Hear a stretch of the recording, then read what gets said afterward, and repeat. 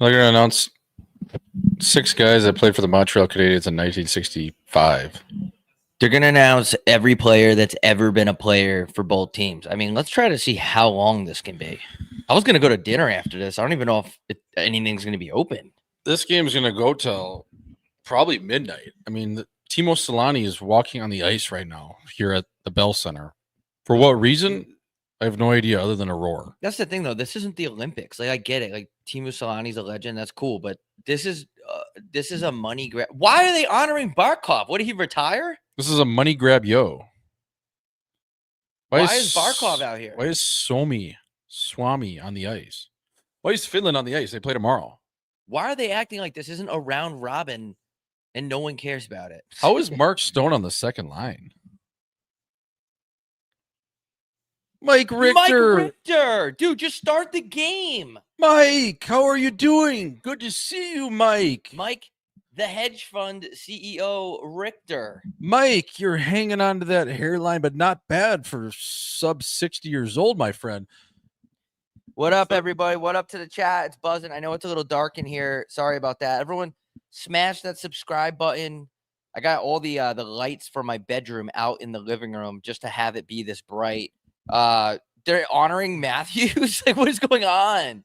There's a lot of mood lighting going on in here, and I don't hate it. But can we start this fucking game? Do we have double anthem too? All the lights are on. Someone just said turn the light on. They are.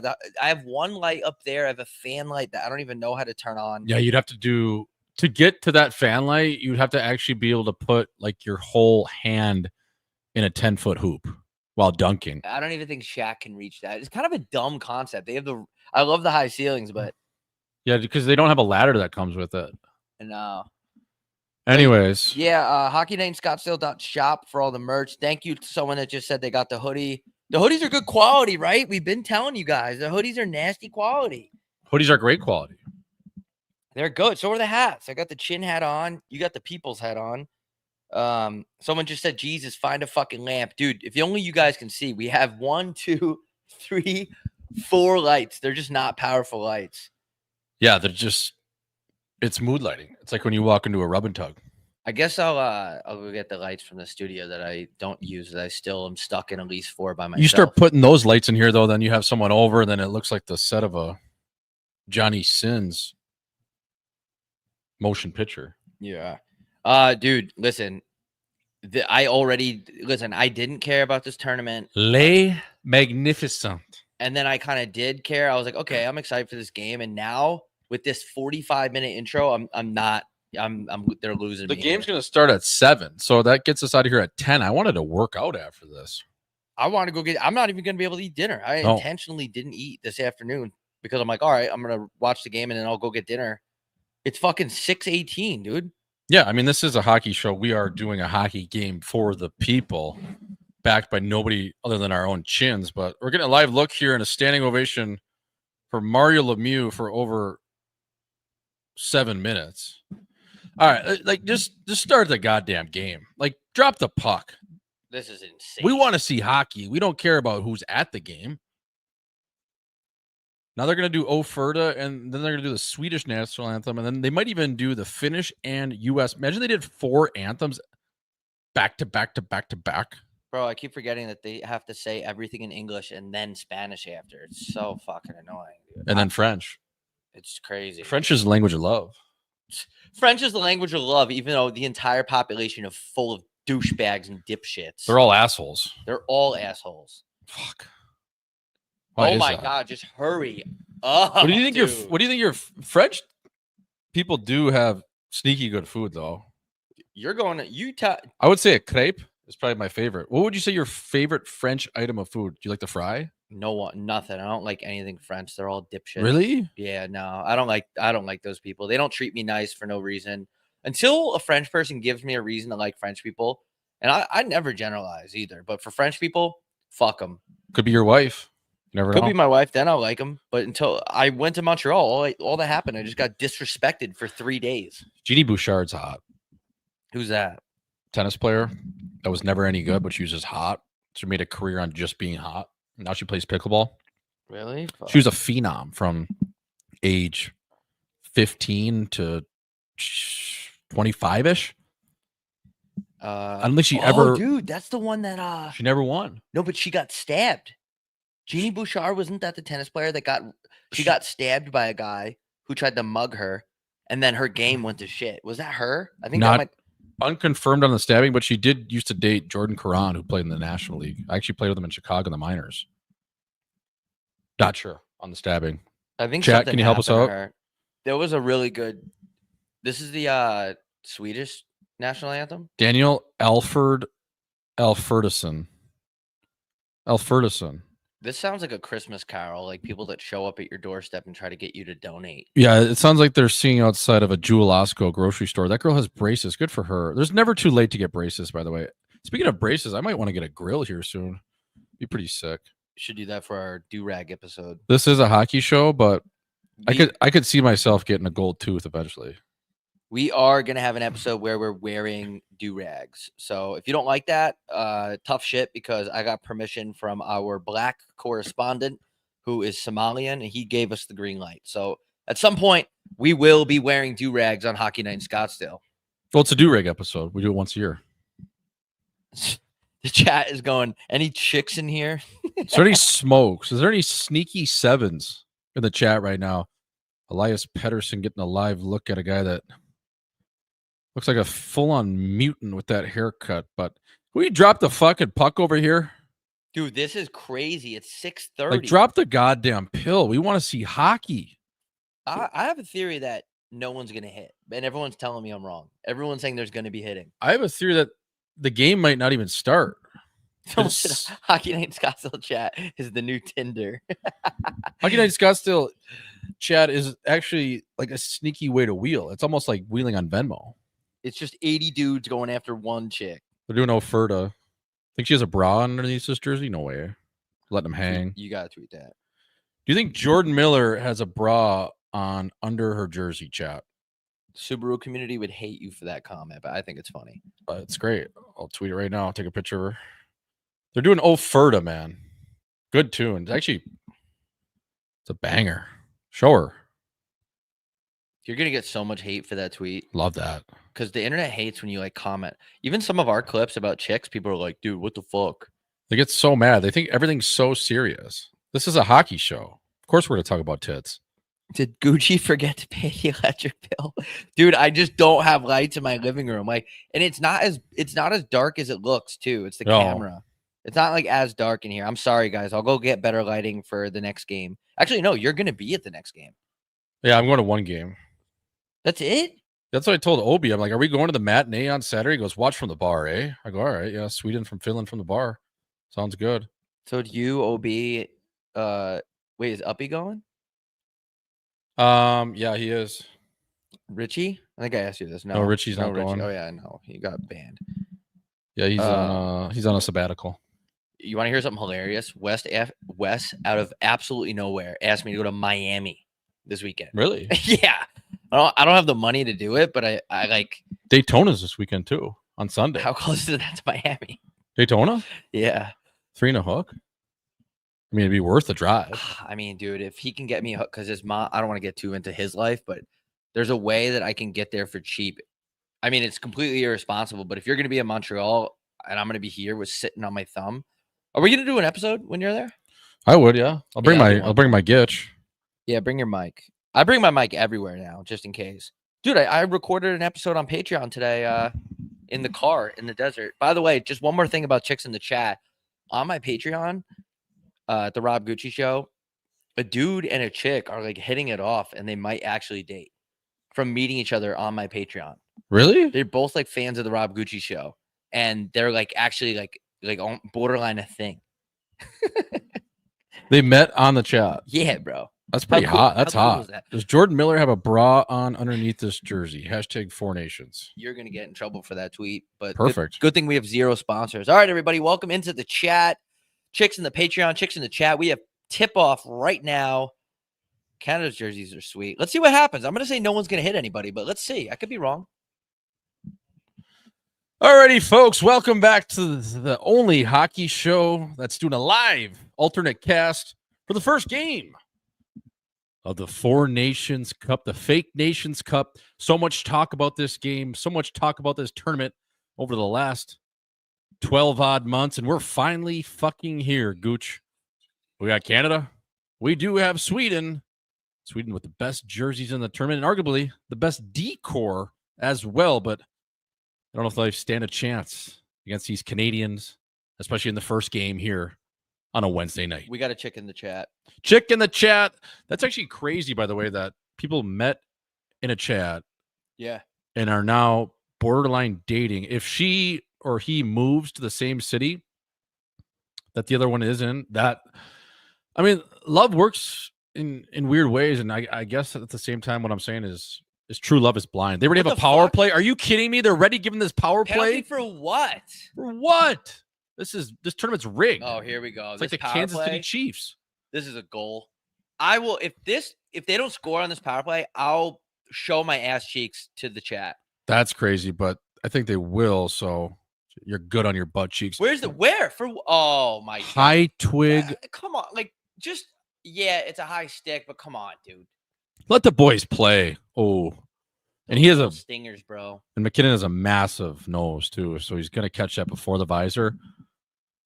This is a hockey show. This is a hockey show. Fuck, I love Sweden's jerseys, man. They're nasty. Yeah, they're sick. Like, if there's one country I would want to play for outside of the US, it would probably be Sweden. Definitely, dude. They are nasty. The crowns, like, how do you beat that? The chicks are so hot too. All right, let's see. It's McStevens, Reinhardt, McKinnon. Look at this power play. It's hilarious. You have McDavid. You have Crosby is your net front guy. Like, oh my God. Oh my God. Oh my God. Oh God. Holy peeper. Oh my God. This is going to be a blow. Just give Canada the tournament. That pass by Sid. Oh my God. Thank God I don't have to show my butt. Holy I was actually a little nervous after I said that. Well, we knew they were going to talk, but oh my God, that pass by 87. Are you kidding me? Watch how this starts off. McStevenson, as you call him, gets the puck right on the half wall, sends it down to Sid. They play catch. McDavid right back to 87. 87, I mean, all in one motion. You know how many times they probably practice this? Oh my God, right through his legs of Ekholm. And how are you on the backdoor to McKinnon? Like, what are you supposed to do there? Like, they didn't even have to seam it across the box. They just go right through a guy's leg to the back door. Nate Dogg sitting over there, just a recipient of an own, basically just like gave him an organ right there with that pass. Like, just what a generous offer. What a generous pass. Sidney Crosby, all class. Yeah, we are going to be a little bit behind, guys. Not as bad as usual, but we're at 1846. If you want to follow along with us, 1842. There's nothing we can do about it. It's just the way it is. But yeah, here we go. 1-0 start. That's just ridiculous. Wait, is every dude on Sweden in the NHL? They don't have any like random. Yeah, dudes, right? That was the whole point of the tournament. You can't have guys from outside the NHL. Oh, you can't? No, they should though. I mean, Finland right now, like we talked about a couple days ago, they should have guys on their team, especially on their defense, with how banged up they are. Outside of the NHL, it's just one of their rules that Gary put in place is you have to be in the National Hockey League. I mean, what? I'm just like, I'm out of words for that power play. Like, what are you supposed to do? That barely even had like Crosby already making that sick of a pass too. Like, what are you supposed to do? Like, they didn't even get seamed. They didn't even give up a one-timer. It was just a dish on his backhand right through the wickets of Ekholm, right to the back door. Like, what are you just okay? Sorry. That power play is going to be like 90%. Sweden might not have a shot on net. By the way, Pagferda tweeted out that players all get money and then the winner gets money. I want to know that price. Yeah, I think it's like, maybe the winning team, each guy gets like $100,000. It's like similar to like what you get That's it? Dude, how about when you win the cup? It's only like $100,000. That's it? Yeah. Like, you put your body on the line and you're giving up years off your life. And if you win the cup, it's probably a little over $100,000 now, but at least 2-3 years ago, that's what it was. It's like, is this even worth it? I mean, yeah, obviously it is, but if you win, but if you lose, it's like, Jesus. Bro, that was for 70,000 pre-tax. Like $70,000 for like also I just got half your summer is gone. Yeah, and I had just had 4 concussions. Yeah, dude. Like, I'm playing through concussions for a Stanley Cup ring and $70K. and I'm living in Canada, and they're taking 60% of this because my tax bracket is in the top 1% of the top 1% of the 1%. Like what? Sweden might actually not get a shot on net in this period. I'm going to say Sweden gets 7 shots on net this period. I want to have a beer with Jarvis. He just seems like the most likable guy in the National League. Like he's just like one of those guys from Winnipeg. If he wasn't playing hockey, he would just be at an Earl smoking darts outside of the bar, watching this game, and just being a stud for his men's league team. Like Jarvis just seems like that type of dude. He probably already does smoke cigarettes. For sure. I mean, all those guys from Western Canada, you have to. I can't believe, like I said in the pregame, Stoney is playing with Crosby, man. Wonder how long that stays. Him and the Nate Dog. I just pictured Marchand being on this line, but like Stone, when he skates, he has a piano on his back, and he's a hell of a player. But I'm just saying. I'm surprised he's playing with how much hurt he always is. Like Right. he needs time off. Who's this? 55. Colton Parayko. Can't really stick handle, but what a reach. Shoot, Zibanejad. Zibanejad said his personality doesn't translate over to English, so that's why he's a little bit different in Swedish, and that's why he likes hanging out with the Swedish guys. It was like one of the gayest things you could ever say. Yeah. Like he went on like an interview and basically just said like he hates being in the US. So fucking go play in Sweden then, you I pussy. know. Get that chat fired up. But Come on, chat. Aoki ain't gonna make what he's gonna make over here. Oh my god. Oh my god, McStevens is going nuts. And also there's no hitting in this game. No, why would there be? Oh, McStevens. Oh my god. Like how many times did this guy cold tub yesterday? He's absolutely so buzzing. pumped. Oh, him and Marner reunited was Gritty. No, Marner was on the Knights. Yeah, Gritty Marner. McStevens keeping it in. Oh my god, this guy wants to win. You got Gritty Marner and McDavid absolutely buzzing like a no vacancy sign right now. Those guys aren't even gonna get hit once. This game's brought to you by Tylenol, I guess. Even though Tylenol's so bad for you. You ever look that up? Yeah, well, I only take it really in a pinch. Yeah. Don't take Tylenol. Look at this guy absolutely buzzing. He goes stick through body and Hedman. And then he goes X Games mode right here, where again he puts it through his own. Oh my God, twinkle toe, how are you doing? Like he's working the Power Edge Pro in practice. It's like he's at the BioSteel camp right now, just humming around mid-August around these guys. Chicks in the chat. Chicks in the chat alert. How are you? Oh, hey, be cool. Tylenol. There's chicks in here. No, bro. Tylenol is so bad for you. Look it up. Just look. Advil's a little better for you, but it's still terrible for your liver. Anyways, this is a hockey show, and we're talking about. Oh yeah, I keep forgetting that we're supposed to be on an all cast. Yeah. Well, it is what it is. Chat's hanging out with us, watching the goddamn game. 0 shots on net for Sweden. Sweden, I thought they might keep this close. If they get a couple more power plays here, Canada, this could be 5-0 pretty quick. So, I mean, they can't even touch the puck right now. You have Konechny running the whole Sweden sheet right now. Sweden's just they're in a weird phase of their team right now because you'd think they would have better forwards. Like Finland has way better forwards. Sweden's D is decent. It's pretty good. But their forwards are not that. I mean, PD, first hit of the year. Is that a boy? Get in there. Braden Point on your third line, 50 goal scorer. Yeah, that's crazy. Like Kempe, like he's probably one of their better players, right? Oh, yeah, for sure. I mean, this line's not bad. Forsberg, Kempe, Pedersen, just depends on what you're going to get there. But I wish the one guy I'd say I was the most shocked to see in this tournament would probably be Jarvis. Like I didn't know he was that good. I think he's just a good team player kind of guy, you know? Like you got to have guys like that. Right, like but a guy that never played World Juniors. He never represented Canada in the World Championships. Not that that matters at all because they're usually playing. But yeah, like I was just surprised. Like never played World Junior. Pretty good player. 50-point guy. Utility guy, I guess. And just a beauty. Look at Stone. Rosetta Stone. Folks, if you're following along right now with us, Hockey Night in Scottsdale, the 13-13 marker of the first frame.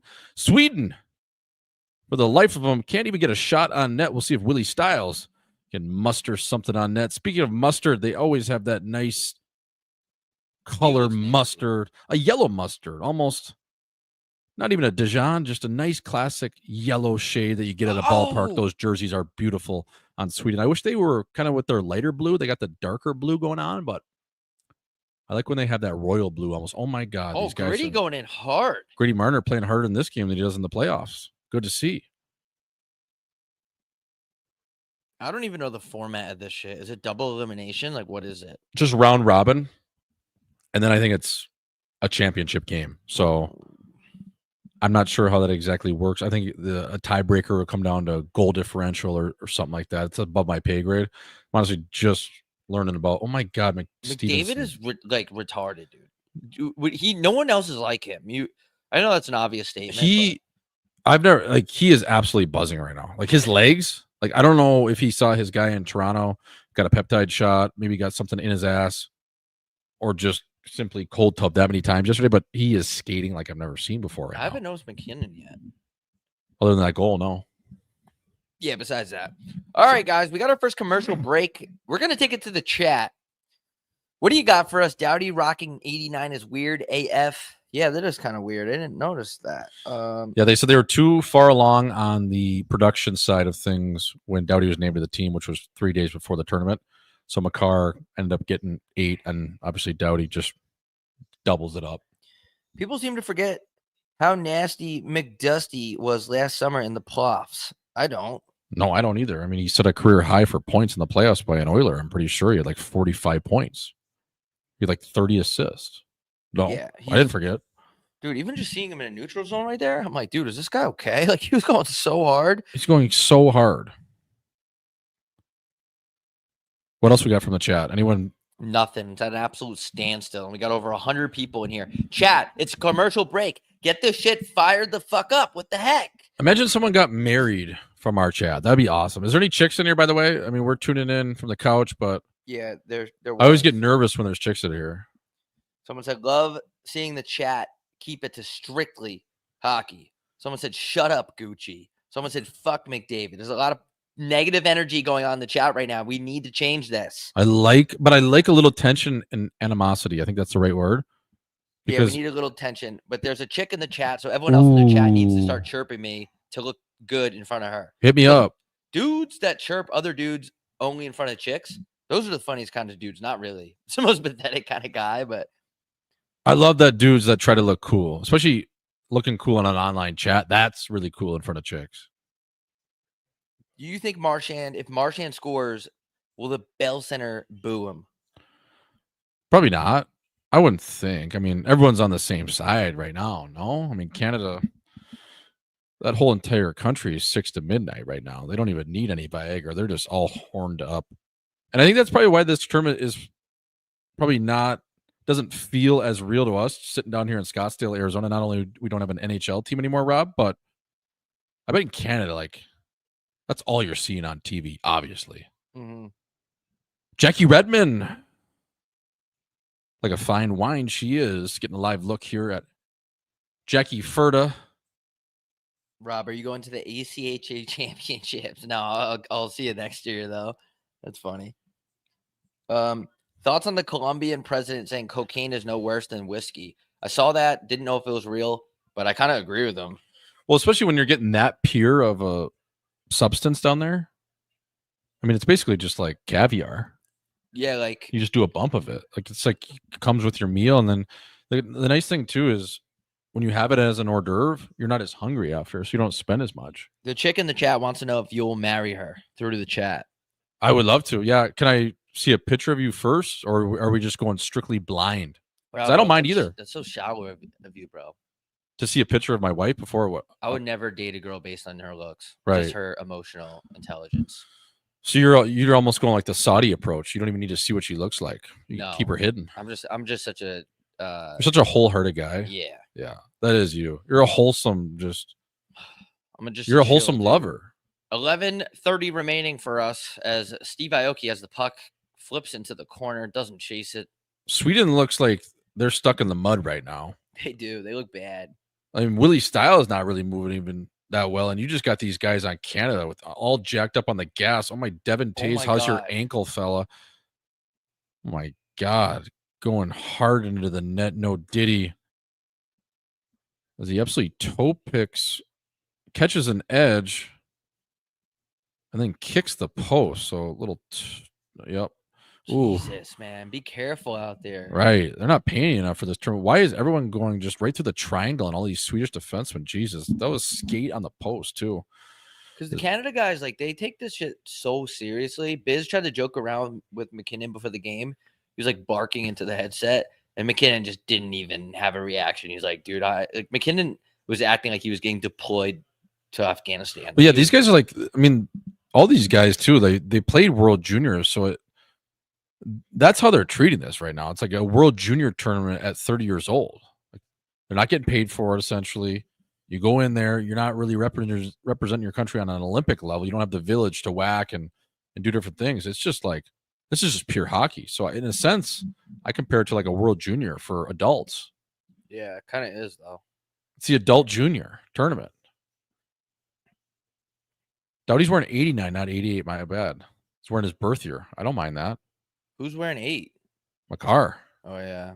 Might have heard of him. Philip Forsberg. Oh my, that was a nice little dance there. I mean, if you're Sweden at this point, like, just get something on that, dude. Just let's see a number 1 on our shot total here. It's a great chip. That was a great chip. Part of playing wing in the National League is being able to chip. Like that, your wall work is so important. You saw connecting there, a live look, and just like an area chip. Like it's such a subtle play, but it doesn't go for icing. It gets on the other side of the blue line. And you know what? It's not a turnover.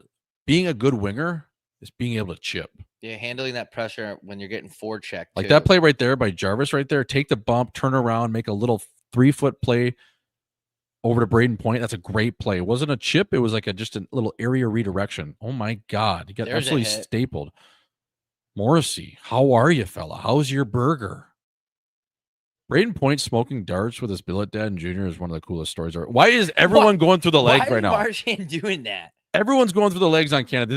Did they literally have the cones out yesterday? The Power Edge Pro, those things that McDavid does in the offseason with a stick, and it's like a triangle piece. It's a tripod. Were they out there yesterday at practice just going through their legs? Like, what is going on?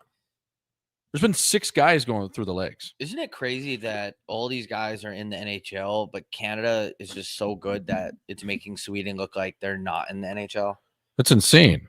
And, I mean, it doesn't even make sense. The Canadian forward crew, like, they're on a different level even than their defense. Like, it doesn't even make sense. All right, we're going back to the chat real quick since I don't know what the fuck this is. It's not a commercial, but what's wrong with Mario Lemieux's back there? Is that from like a bunch of surgeries? Jesus. Do you think they're able to fight since it's NHL rules and get a 5? Wait, is it double IHF rules or NHL rules? Can you fight right now? I think you technically could fight, but why? Why? Yeah. Like, what are you fighting for? I mean, unless you're like Tommy Wilson running around and just absolutely chin hunting. Now, USA Canada, I don't know if there'll be a fight, but there's definitely be a couple dust ups. You have a guy like JT Miller, obviously Brady Tkachuk playing on the same line, that third line, the Bash brothers. Like, I could see Matty Tkachuk even doing something a little criminal, just because that's how his dad always played in these kind of games. But I don't think anyone in this game. This is like a friendly, man. This is like you go into a game in Montreal, Sweden gets whacked 5-0. They end up at a Nuru massage, drinking wine all night, and just kind of regroup. Canada, I mean, right now I would be. If Sweden even scores a goal, I think that's a win at this point. I said over under 7 shots for the period for Sweden. I'm going to change it to 7 shots for the game. Like with McStevens getting all this ice right now. Holy shit. Yeah, McDavid, both Kachucks being on USA is crazy. I would never want to play. I would be so frustrated with that line. I would just get off. I wouldn't even play against them. Yeah, I mean, like you're going to have JT Miller just running around, and then you have Brady Tkachuk, who's an absolute just refrigerator on skates. And then you get the older brother playing on the first line with Eichel. And if anything happens with those guys, you know there's going to be some shit going on that Saturday night at the Bell Center between USA and Canada. I just don't think any of these other games, especially with the Scandinavian countries, that there'll be any real turmoil. Like, those guys are, they're just nice lads. Like, they'll get beat 6-1 and, come say hi to you afterwards and get a picture. For sure. So... this is a hockey show, by the way. We're talking a lot of hockey. This is the most hockey we've talked about in a long time. For all other hockey coverage, check out our latest podcast. It was yesterday. We're going to do another podcast tomorrow morning. What time are we going to do that? 9 Arizona time? Yeah. Tomorrow morning, y'all. We're going live from an undisclosed location in Scottsdale. We're not going to be in my dimly lit room, living room, and we're going to be somewhere else. Tune into that. And yeah, man, other than that, I think the only animosity besides that is everyone's going to be paying attention to JT Miller and Pedersen. Is JT going to try to hurt him? Are they going to kiss? Is Pedersen going to get off the ice when JT gets on? What's the dynamic there? We're going to find out how much they actually hate each other on live TV. Yeah, I didn't know that JT Miller called Elias Pettersson a fag. He called him gay. Yeah, like, but it wasn't in a way that he maybe assumed or thought he was gay. He was just like using slurs towards him. This is all allegedly, obviously. Oh, I didn't know if you I didn't know if you meant calling him gay. No, like you're an idiot, or is it when you just call him dating a guy? Yeah, I don't think it was in the sense of no, I wasn't there, and I don't even know if this is true, but it wasn't in the way of like, hey man, you're dating dudes. It's just like when you call your buddy or your younger brother, like, hey man, like, stop being a fag. Yeah, and there's nothing wrong with that. No, nothing wrong with that. But there used to be something wrong with that, like 3 years ago, in like the Subaru community, they would be like, you can't say this, you can't say retard. Now it's like, dude, we're not trying to offend any community. JT Miller is just calling him an idiot. Why do people that drive Subaru Outbacks always put so many stickers on their bumper? Like, the resale value must just go so down on that car, because how do you remove those stickers after a certain point in time? I don't think you do, dude. You just keep it forever, don't you? Or you sell it to another guy that has the same views. The Subaru community is a real thing, though. Oh my God, they almost got a shot. Dude. It's like Subarus, like people that use canteens on hikes that don't even require climbing. They have golden retriever dogs. Nothing against golden retrievers. I think they're a great dog. That's a great dog. But lesbians love having golden retrievers. Yeah. I don't know why.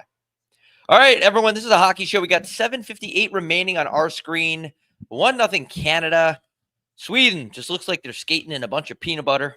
And Sweden looks like they had one too many Swedish meatballs last night over at IKEA. And then McDavid just absolutely galloping through the neutral zone, sends it out wide to Reinhardt. He finds him on a pull-up play. Doughty over to Shea Theodore. He surveys his option, and wow, Mitchie Gritty Marner almost tipped that out of midair. Folks, we are at 7:33 of the first period in Canada. All over Sweden, like white on rice, like gravy on poutine, and they're just first to every puck out there. I mean, Sweden can't even play at the same level, let alone they don't even look like they belong in the same gym right now, Rob. Dude, I eat like a lot of fat shit every now and then. Poutine just doesn't do it for me. It's like too thick, like in my mouth. It's the weirdest combo of shit. It's Isn't like it? cheese curds, gravy, and fry. And then you're supposed to eat it with a fork. Like if I'm eating fries with a fork, there's just too much going on, dude. That's what I'm saying. I just don't really like. I don't know. I get how it would be good. I think, but it's too much. There's so much going on in your mouth. And I just really had a come to Jesus moment this year at Thanksgiving. What gravy actually is, and gravy's disgusting. What is gravy? It's just lard. What do you mean? It's just fat. All gravy is just a bunch of melted down fat. Come on, dude. Swear to God. Are you serious? Oh yeah. And once I found out and put that together, I always knew what it was. I thought it was like butter. No, it's just fat. And all it is. And we get a live. Oh my dishes, your cousin. Braden point to Marchand. My God, what a pass that was. Fake you out, smoke you out, show you out. And then I'll slide this over on a goddamn tee. Like a blueberry muffin coming out of the oven. Marchand with a Catherine Tappan. But let's see how this develops. A little bit of a turnover in the neutral zone from Philip Forsberg. Colton Parayko head up all the way over to Jarvis off a bank pass. He gets that into point with some speed down the middle. And from there, Bob, look at this play. Fake shot. How are you? Under the stick of Brodin. Goalie, again, no chance. Nowhere to be found. This looks like they're playing the team from a Salvation Army right now. Is Sweden... Canada's making Sweden look like a men's league team right now, fellas. I guess we just found out they're not going to boo Marchand. I mean, he's Canadian. They're playing in Canada. There's no way he's getting booed no matter what. But yeah, man, this game is over. This whole tournament might be over. This is just like Sweden doesn't even – I never want to write off a team in the first period, but I don't see them finding their legs in this one. I mean, this is just – it's too much. Look at this Canadian roster. They're in Canada. Of course they're playing in Canada. I think this tournament is going to be rigged because Canada isn't winning that much on the international stage like they used to, and they're trying to get their game back because it got stolen. Like hockey, Yeah, always Canada's sport, but recently in times, it's been other countries winning shit. yeah, and especially this is a good move by Gary too, and just an economic side of things too. It's like maybe this tournament sparks Canada in their economy. Like they start putting more money and different things into their country because obviously right now the dollar is worth like 4 cents. Man, it's crazy you can make 50,000 USD and you're equivalent to a millionaire in Canada right now. Yeah, I mean it's not great going up. I mean, they like I just feel for the people of Canada that remember those guys we talked to in Vegas were they were just basically saying like this is oh my god, Darlene on McDavid. Don't hit McStevens like that. Are you serious? Someone's got to do something. Oh my god. That's But offside. yeah, those two kids that we ran into in Vegas, they were like, if the United States takes over Canada, we're not even going to care because we'll be better off with Trump. And I was just like, I don't know. I don't know enough about politics. I don't either. And this is a hockey show brought to you by Hockey Night Scottsdale. Bob Gucci, J Swish, bringing you coverage you can't get anywhere else. Get that fucking chat buzz. It's commercial break. If you're new here, we got 140 people in the chat. If you are new here, we take questions, comments, concerns at commercial breaks. We only have like a minute and a half. So yeah, where you watching from? Are you north of the border? We always are curious our demographics of Hockey Night Scottsdale. We've had a dude from Sri Lanka. We've had a guy from Tokyo. We've had a guy named Tiki Tembo. We've had it all in here, folks. So where are you watching from? Again, Hockey Night Scottsdale coverage you simply cannot find anywhere else. We got ASU jersey. We got an ASU jersey from our Chicago show. Who he is 5'9", 155 pounds, and have 76 kills. His question is 76 bodies. Oh my god! Congrats on the bodies. It's a sneaky good number if that's legit. I believe him. He went to ASU, I think.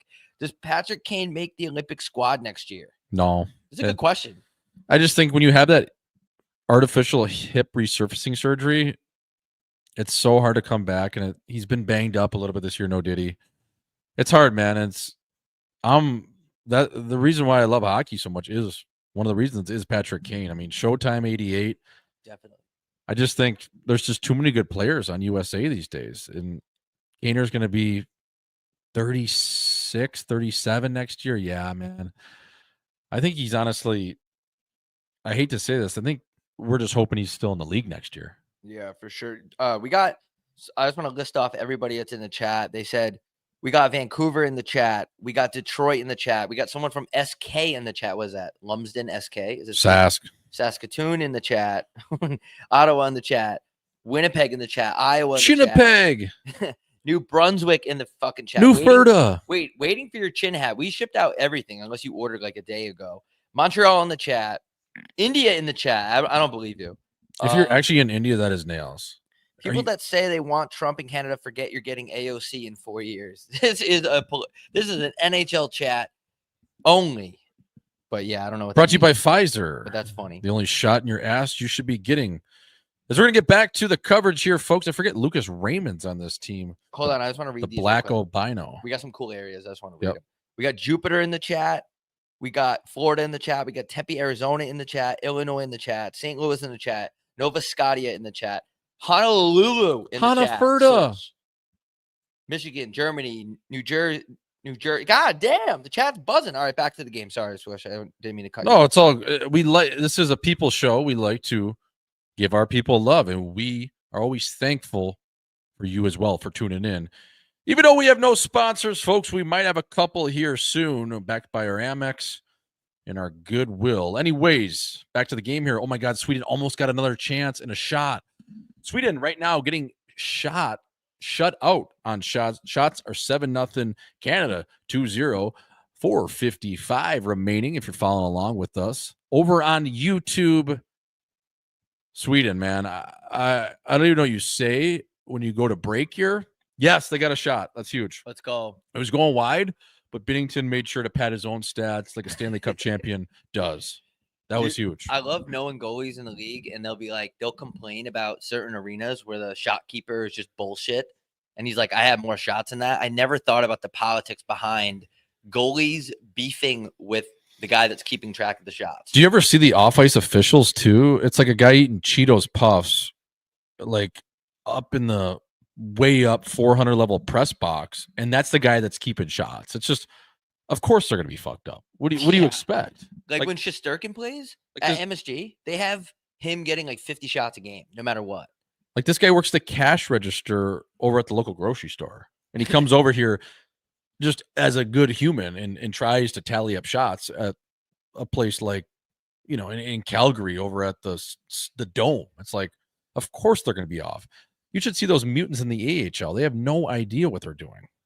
You're lucky you just have a guy a little bit better than the jungle. In the AHL, the dudes try to like lie and say they got the point. They used to when there was no video of anything, and before apps like Instat and AHL TV where you could barely make out the numbers. It was like you're watching a game on a Tetris board kind of quality. Yeah, for sure. I mean, there would guys be like, if something got tipped, guys would be like, yeah, I tipped that. It's like, dude, no, you didn't. But what are you going to do? Yeah. You used to be able to go and tell the ref, like, hey, man, you forgot my second assist. You'd be like, did I? All right, I'll go at it. I know a kid that I played with in Boston who was really bad. I used to tell him, like, there's no point in padding your stats. You're not ever going to get paid to play this game. He would go up to the ref every time there was a goal and he was on the ice and tell him that he got the second apple. It was always the worst, too, when you'd actually have to tell someone that you got an assist. Like, you just feel like such a pigeon, like, especially like in the AHL, like in a game like Charlotte on a Tuesday, and you got to go up to your team service guy and be like, hey, Billy, like, you know, that's third goal. I know we lost 7-3. I actually had a second assist on it. Then that's like submitted to the league. It's like by that time, like, who cares? I'm already drunk at the bar, drinking Guinness and farting everywhere. Oh my God, Brad Mark Chan. Sweden has one shot, folks. If you're following along, this game is about wrapped up. Oh my God, Holy Jarvis. Canada just looks so much better in every facet of the game. They're faster. They're winning battles. They're more physical. Sweden just looks like they'd rather be in Turks and Caicos right now, and I don't blame them. I don't blame them either. Oh my God, that was a good chance actually by Hedman, who just misses wide on Binnington. Still only one shot on net here, folks, and Binner gobbles that up, and we do have two shots that probably both were going wide are now counted as shots. The chat is fired up right now. Thank you guys. We got over 150 people in here. Our podcast, we're doing a live stream tomorrow morning. Make sure you subscribe, tune in. It's going to be strictly hockey coverage. If you're not in here tomorrow talking about hockey in the chat, don't even bother coming. We're talking about hockey, and that's it. Thank you for everybody that's tuning in recently. Our stats are going through the moon. We're asking companies for millions of dollars, and they're like, what are you guys talking about? You literally have 2,000 subscribers. And then we say, it's not about that. It's about believing in us. Just take a chance on me. If you change your mind, I'll be the first in line. A little ABBA quote there. Tomorrow, a place that does have really good lighting. We're not going to say where. We're going to leave that as a undisclosed location for now because, again, it is not a live show. Oh, my McStevens. Oh, McStevens took a cross check. Got buried by Dick Raquel.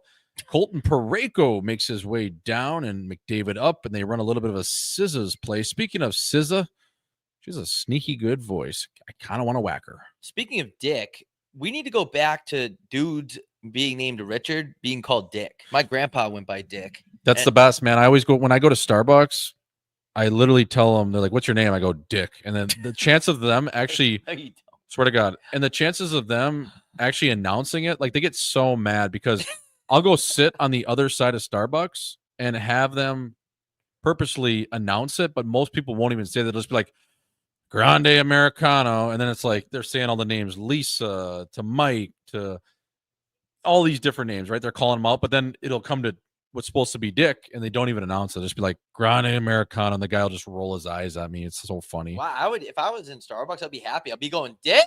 Yes. Dick. Dick. Dick. Is there a Dick in here? I like, remember I was laughing so hard when we went to Cheesecake Factory and baked out of my mind, and the girl asked for your name. I know this is a hockey show. We'll get back to the game in a minute. But you just, what'd you say? You're like Steven, or you said Steve. Steve. And I was like, what? The way you said it, they're like, okay, was it Steve? I don't even remember. I was high too. It was like Ricky or Steve. It was something ridiculous. It was Rick. Yeah, it was Rick. That's what Rick is. No one's named Rick anymore. No, Rick's a great name It is. because Ricky, Richard, and then you know what? It all comes down to Dick. Dick. It really does Like all come back to Dick. how does Richard become Dick? Is all I'm saying. I love it, and there should be more guys named Rick or Richard. But how does Rick come to Dick? I wonder if you asked like AI, like where did the origin Dick come from, Richard? Why? Dude. Some guy that was a firefighter and someone in the clubhouse called him Dick, and it just stuck. Yeah, because half of the shit that old dudes come up with is dudes that are in the fire department because they're all hanging out all day. There's rarely any fires. So what do firefighters do when they're not fighting fires? They're hanging out. They're just always hanging out. It's token. It's like a locker room that never plays a game. Yes. But back to Dick, chat, next time you're in a Starbucks, I'm telling you, it's one of the funniest jokes that you can have with yourself, especially just when you want to spice up a Tuesday and it's a little snowy out or rainy or, just want to keep things interesting. After you order your chai latte or your black coffee, and they ask for your name, say Dick, and watch for the look on the teller's face. It's hilarious. And then purposely go way across so they actually have to like yell it. And then, maybe don't even respond or start walking after the first time they say it. It's a tale as old as time. Yeah, that's a good one. I never thought about that. All right, folks. Well, a little bit of a slow first period. I guess it was exciting us first with the power play. Marchand is complaining about something already. Yeah, Sweden just seems completely outmatched here. Should we someone said that they're gonna do it and get it on video tomorrow, Swish. Please tweet that at us. Yeah, do that. And the earlier in the morning the better, because who doesn't want to wake up and just scream Dick across a 1,000-foot Starbucks while people are working on their Hewitt Packers and taking calls with a headset on? It's one of the funniest things you could do, man. And when people hear it, when they hear Dick, dude or chick, their ears perk up. It's just something about the word. It's so aggressive. It's so in your face. So I know this is a hockey show, but we are now going to the chat to tell people to go under the name at Dick at Starbucks. So life advice. This guy said Chicago show recipient. People, you guys, you absolute maniacs in Chicago keep bringing this up. And I don't want to keep talking about it because I got tricked into doing ketamine. And one kid was standing in the corner with his phone out recording me do it. And I was like, come on, dude. Like, I don't care. Like, I don't have a job. It doesn't matter. But, dude, if I'm snorting stuff, I don't even like doing that shit that much anymore. But I was just trying to be Ferda, and like they all paid to come to the show. So I'm like, fine, I'll fucking party with you guys. And one kid's fucking standing in the corner recording me. I'm like, dude, come on, dude. I have a mom. Right. But anyway. Like I came in here and I'm doing Calvin Klein lines with you. And the next thing you know, I have no idea where this video is going to end up, let alone tonight or in 10 years. Dude, he was in the corner. Yeah, like what if I try to run for president? And then now you're Hunter Biden? Well, actually, I probably still can run for president. Nothing surprises me anymore. Like there's Diddy is selling shirts, or not Diddy. Who's the other guy? Like Kanye, same guy, is selling shirts with SWAT stickers on it. That's kind of like, all right, anything can happen in this world. Like, well, because everything's just for showbiz. Like that's the best part. Is nothing's real. Yeah, we're all just playing a character. Do you want to keep going? Usually we take a break through intermission, but we have 160 fucking people in here, dude. Holy shit. Someone give us a goddamn sponsorship. Fuck. Hold on. I'm going to change the camera angle a little bit. Yeah, that's fine. Here's the chat. Make sure that doesn't unplug, but I think we're good. Chat's buzzing tonight. You guys are the real deal tonight. Chat's horny. I mean, this is a hockey show. Hockey Night Scottsdale coverage you can't get anywhere else. Doing a hockey game, doing the Four Nations Cup. Ron Best says, you guys need an Emmy. I'll take that shit and I'll shove it right up Hollywood's ass. Yeah. I love the people that say like 4-time Emmy Award winner at their local like Emmy Awards. It's like, dude, you got an Emmy in Tucson. Now, no disrespect. There's also nobody in contention for that obscure Emmy that you did win. I guess it's nice to put in your Twitter bio, maybe on a dating app. Easier to wheel. I respect that. And then you have a trophy case at home with your Little League regional you won. Yeah. To go along with your Emmy. But that's pretty cool. So Swish, Lawas, Sioux City, Iowa, incredible tacos. Yeah, bro. That actually is right by my old high school that I got kicked out of in Sioux City. I went to Bishop Heelan for half a semester, or I guess a semester, half a year. And yeah, that was like those were trying times for Swish. The priest didn't try to touch me, but I basically had to do everything else. So, but that taco place, bro, yeah, it's really good. Lawas, really good spot, fella. What do you mean you got kicked out of high school? Can you elaborate on that? Well, I went to. Why is there 200 people in here? This is insane. We're So blowing up. I went in Sioux City. We're blowing up like crazy. Sorry, go ahead. We are blown up. So in Sioux City, the year before, the kids went to a public school, North Sioux, and it was a little bit greasy. There was some fights with, the football team versus the USHL players. Probably So black guys versus white guys. I think it was Mexican, but it was involved chicks, obviously, because there's the only thing worth fighting for is a girl. Dude, fighting over chicks is so sick, right? Like you're wheeling a guy, this girl that she's wearing his jersey on a Friday, and one of the hockey players goes up to me like, "You should be wearing number 7 right now for the Musketeers, not 21 for the Sioux City, football team, high school." So they got kicked out of there, and they're like, "Okay, this year you got to go to the Catholic school." So I went to the Catholic school, and I'd never been to a Catholic school before. I'm a public city kid, just no fucks given, barely go to school. So they were really strict there. And there'd be days where I wouldn't show up. There'd be days where I'd be late. I wouldn't have the right uniform on. I would have a little stubble on my face because, I got that Indian tint in me. And at that time, I had a little facial hair. So they would make me dry shave in front of a nun in like the principal office. So that was one weird thing. Like they'd be like, "Yeah, you got to go shave." I'm like, "Okay, but no, your punishment is you have to dry shave. So you get that little rash." So but they made you shave in front of them? Oh, yeah. Did they have their clothes on? Like, what was that? They had their clothes on, yep.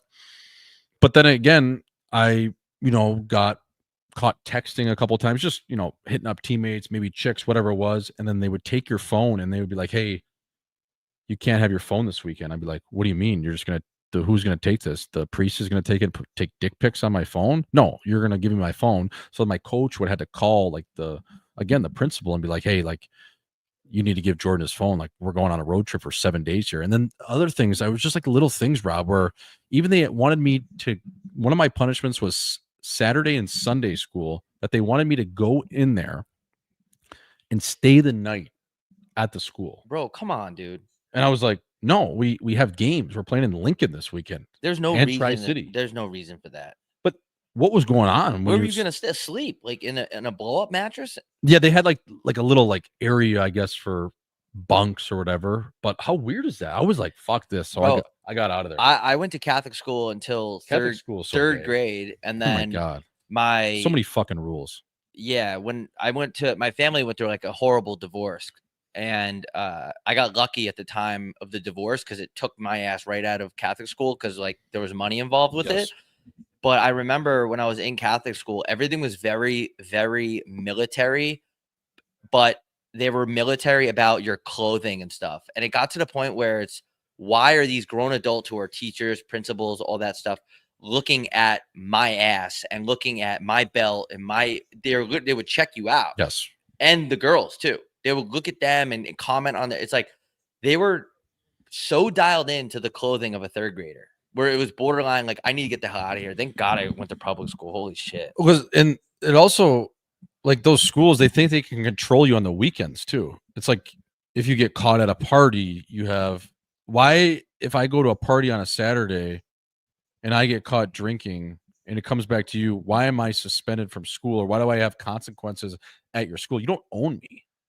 Yeah, but they think they do. I'm surprised. They think they do, man. Those schools, like Catholic schools and private schools, it's a weird concept. Is all I'm gonna say. Yeah, it's very weird. It's weird. Like, it's sketchy. Yeah, it's like I said, like they were trying to take my phone and like keep it. Like, you can't just take my phone. Yeah, no, that's not cool. Or you can't make me stay over on a Saturday at your school with the priest. Like, that's weird. No, the thing with public school is like, fondle me, I'll beat the shit out of you right now, motherfucker.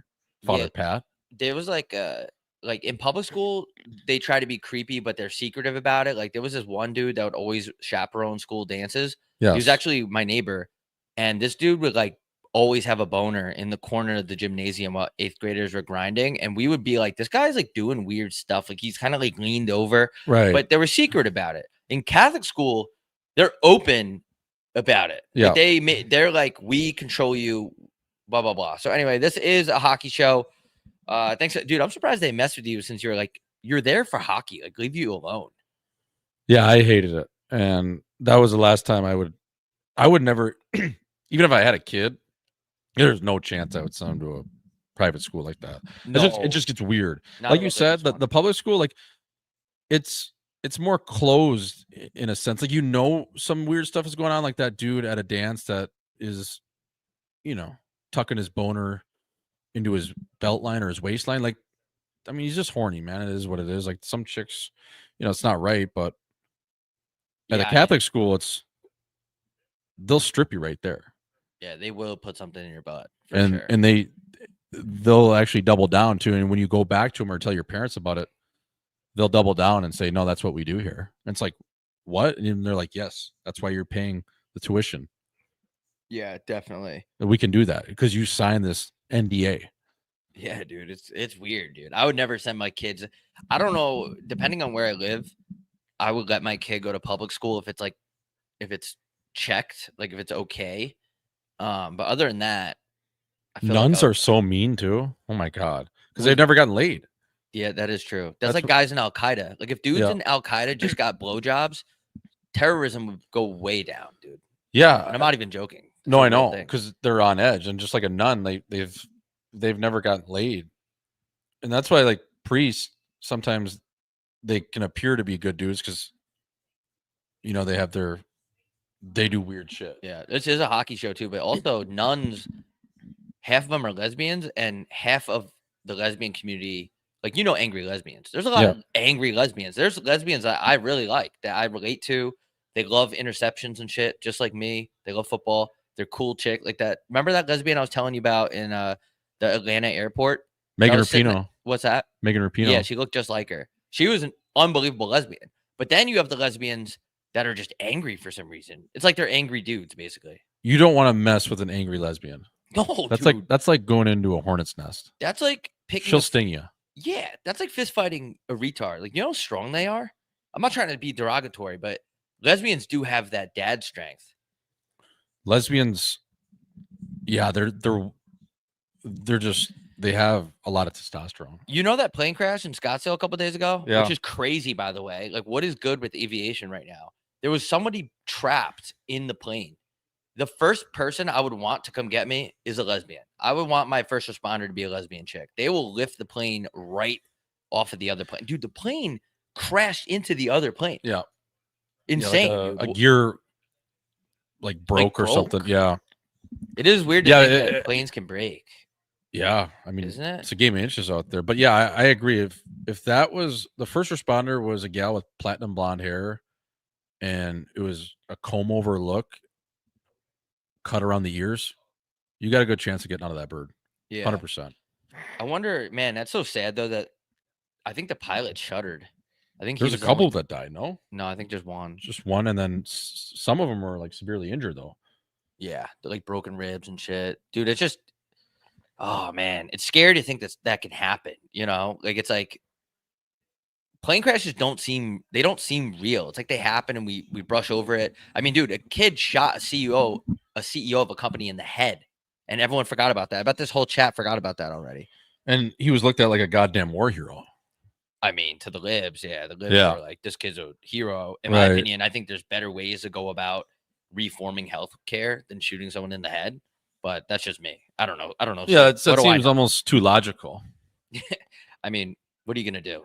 Shout out to the fucking chat. 200 people in here. This is a hockey show, but we take breaks during the intermissions when we cover games. But this one we're talking right through it. Yeah, well, we're gonna go to the chat right now. Any comment from my uncle about the coin toss? No, I think he killed himself. Did he die? I don't know. I haven't heard from him in a while. We got a first year. Wait, hold on. What does this mean? Hold on. I got a first year coming by the crib tomorrow. I'm a fifth year. Any so that's Canadian termage of he's a fifth year senior. A lot of people go to school for 7 years. They're called doctors. And he's got a freshman coming over. So he's a fifth year senior. Be careful. Make sure she's 18. Jesus Christ. I would ask for license and registration. Yeah, I would be careful. She's putting going to be that- 18, and you're probably 23 at this point. So that is in that window of being okay. But what was the second part of the question? He just said any suggestions. Like I don't like just Wrap it up. Yeah, definitely wear a condom for sure. Yep. I don't like when dudes are like, "Yo, condoms are gay." Like, no, they're actually not, dude. She says they're not. They're actually awesome. Like, because it stops you from getting AIDS and bad shit. if you're going to come in her, Don't do that. make sure she's a 7. Or you can do that. You heard it first from Swish. They need to put that on a plaque. If you're gonna come in her, make sure she's a 7. Yep. If she tells you to come in Swish. her, do it, man. The guy in the chat goes, "Condoms are overrated." Of course, the guy that says that is named Connor.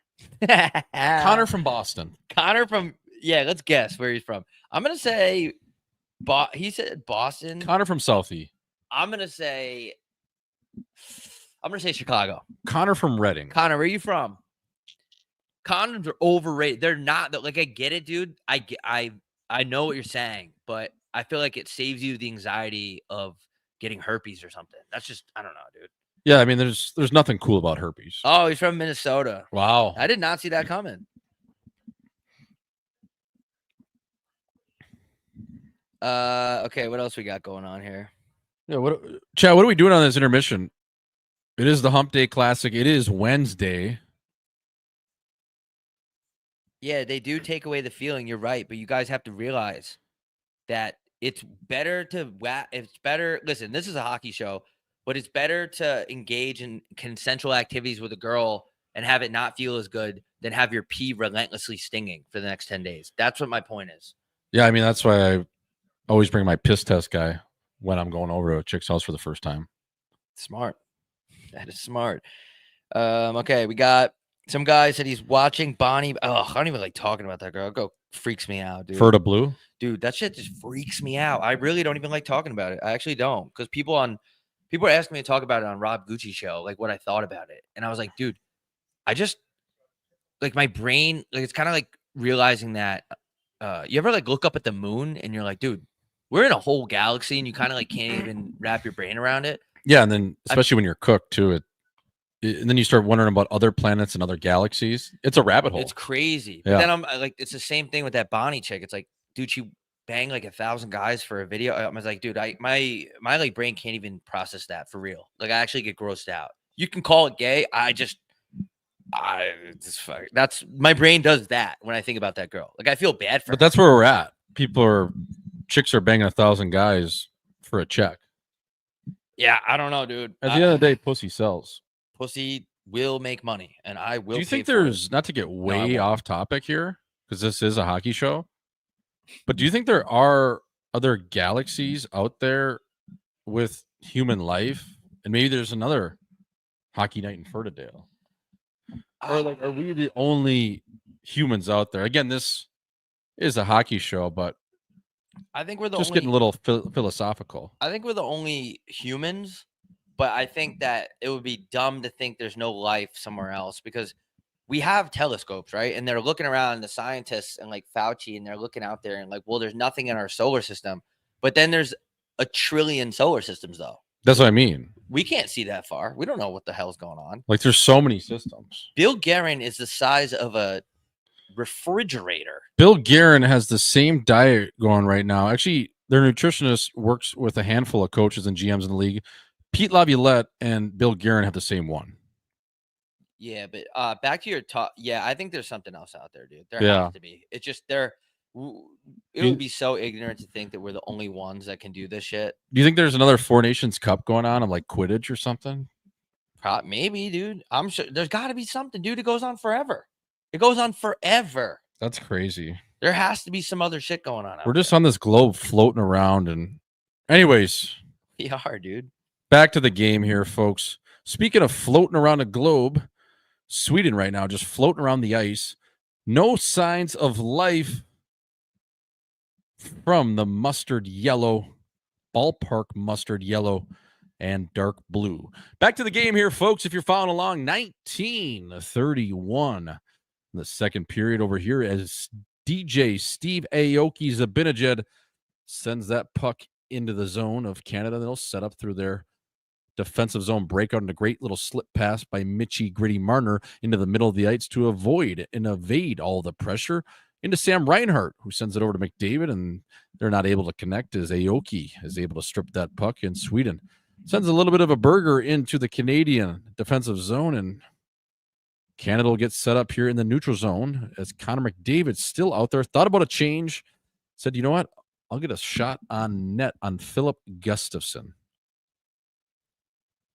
Yo, chat. This is like one of the most buzzing the chat has ever been in Hockey Night in Scottsdale history. So I just want to say thank you to you guys. This is awesome. Yeah, and if you're watching along, send it to your buddies. Oh, my saucer pass. That was just so effortless by Makar. I mean, right to the middle of the ice to McDavid, takes that essentially flat-footed in 3 steps, and he's already at the top of the circles for a decent grade C chance, I would say, but nonetheless, a shot on net, and you never know. As Wayne Glensky once said, you miss 100% of the shots you don't fucking take, as Colton Parayko takes that puck, spins it around the boards, and that was handled by Victor the Waterbug Arvidsson. And Sweden just not in the same league, essentially, as Canada, and we thought that maybe going into the tournament, but when you see it in real time, it's pretty alarming. It's pretty what? Sorry. It's just pretty alarming. It's just how good this Canadian roster is. It's crazy, dude. It is like no weak spots. A little bit more physical play starting here in the second. 18-12 remaining. If you're following along with us, Carlson. Ooh, what a good save! Carlson just like can't move anymore. It's like he used to be so silky, and he still is when he gets the puck, but like he just skates like his groin's hurt. I bet you they do, man. Like he just skates, he moves out there like he can't take a real stride. And I've noticed that over the last few years. As Team USA the other night not only went over to a new room massage on the company card, but was greeted by some of the 1980 Olympic players, Robbie McClanahan, Mike Eruzione, and the guy that his jersey flapped in the wind differently, not on that team, but a USA Hockey legend in Mikey Madonna. Have always been a big missing curfew guy, and the addition of Jay Swish has made them a true cup contender. Thank you. I appreciate it. That's not even about me. That's about Swish, and I'm saying thank you. Because it's always cool when people come around to it. You know, when you get on curfew and people are like, oh, get this guy out of here. It's like the same thing with me. I changed my name to Rob Gucci and say he daddy, and people are like, oh, that's who's behind the account. That fag. That's the guy that used to run the account. What a fucking loser. This is the guy. But sometimes if people just pay attention, they become liking your stuff. So that's a cool compliment. Yeah, I appreciate it, my friend. And Eric Carlson is ran into the boards a little bit there by Brad Marchand and Elias Pettersson for making $12 million a year. I mean, listen, this kid's been at the center of attention for the last 6 months or whatever it is, 3 to 6 months. It's felt like forever. He just doesn't do it for me. And yeah, you know, like he can be good. It's just that I'm going to say it politely. I wouldn't want him to be my best player on my team if I'm a general manager. No, I agree. I mean, look at every team that wins the cup ever. There's just nail gun after nail gun after nail gun. It's just like, I mean, I know a GM, I'm friends with somebody in the league, and a GM had an opportunity to take a gander at him. And I know I've said this before, but the GM straight up said, no, he's a great player, good talent. But it's like, is that a guy that you're going to win with in June? I don't know, dude. I don't freaking know. Look at that little move by Dick Raquel. Dickie Raquel, the 67 car, number 67. It just seems like that number should just be strictly used on the side of a car in a NASCAR event. Yeah, I was gonna say Pacioretty only. You know what I mean? Like, but yeah, but it just looks like it seems like it should just be strictly to the Nextel series. Like you should see that at Bristol. Yeah. During the night, coming around and you're drinking moonshine. Oh, there goes the 67 car. That's Dick Raquel in the Fig Newton's truck. You know what I mean? It's a nail gun number for a NASCAR. I agree. Right? I agree with that. Like NASCAR numbers are meant to look tough. 67 is like a tough, ugly looking number. That fits perfect on the side of the Home Depot Tony Stewart. Oh, and you're just hitting people on the Tony track. Stewart killed a guy. Dude, a guy's elbow was in Tony Stewart's transmission of his car. He just ran the dude over. Tony Stewart legit killed a guy and didn't go to jail. I mean, that's NASCAR, dude. Get out of the way. This is a hockey show. I love when NASCAR guys chuck afterwards too. Kyle Busch, Yeah. always in the forefront of it. Like there's a champagne shower going on, and you see the other guy finish, and he got cut off 4 hours ago, and he just beelines it right into their tent. Dude, we should talk about that tomorrow. It's NASCAR fights don't get talked about enough. My boy Noah Gragson, who I've only met a couple times, he fought a guy after one of his races, and it's just like they just throw. And I don't even think they get in trouble. Maybe NASCAR finds them a little bit, or they like, I don't know. But Bubba Wallace staged a racist thing just to get attention. That was cool. That was a different story, but shout out to Bubba. he's black. Yeah. Bubba Furta. Yeah, but NASCAR, back to their fights, man, they're unreal They're awesome. because they're just two dudes from Southern Tennessee and Alabama literally willing to come to blows over getting cut off. It's like, dude, you're racing for a living. Like, what do you expect? There's Yeah. millions of dollars on the line. Of course he's going to cut you off.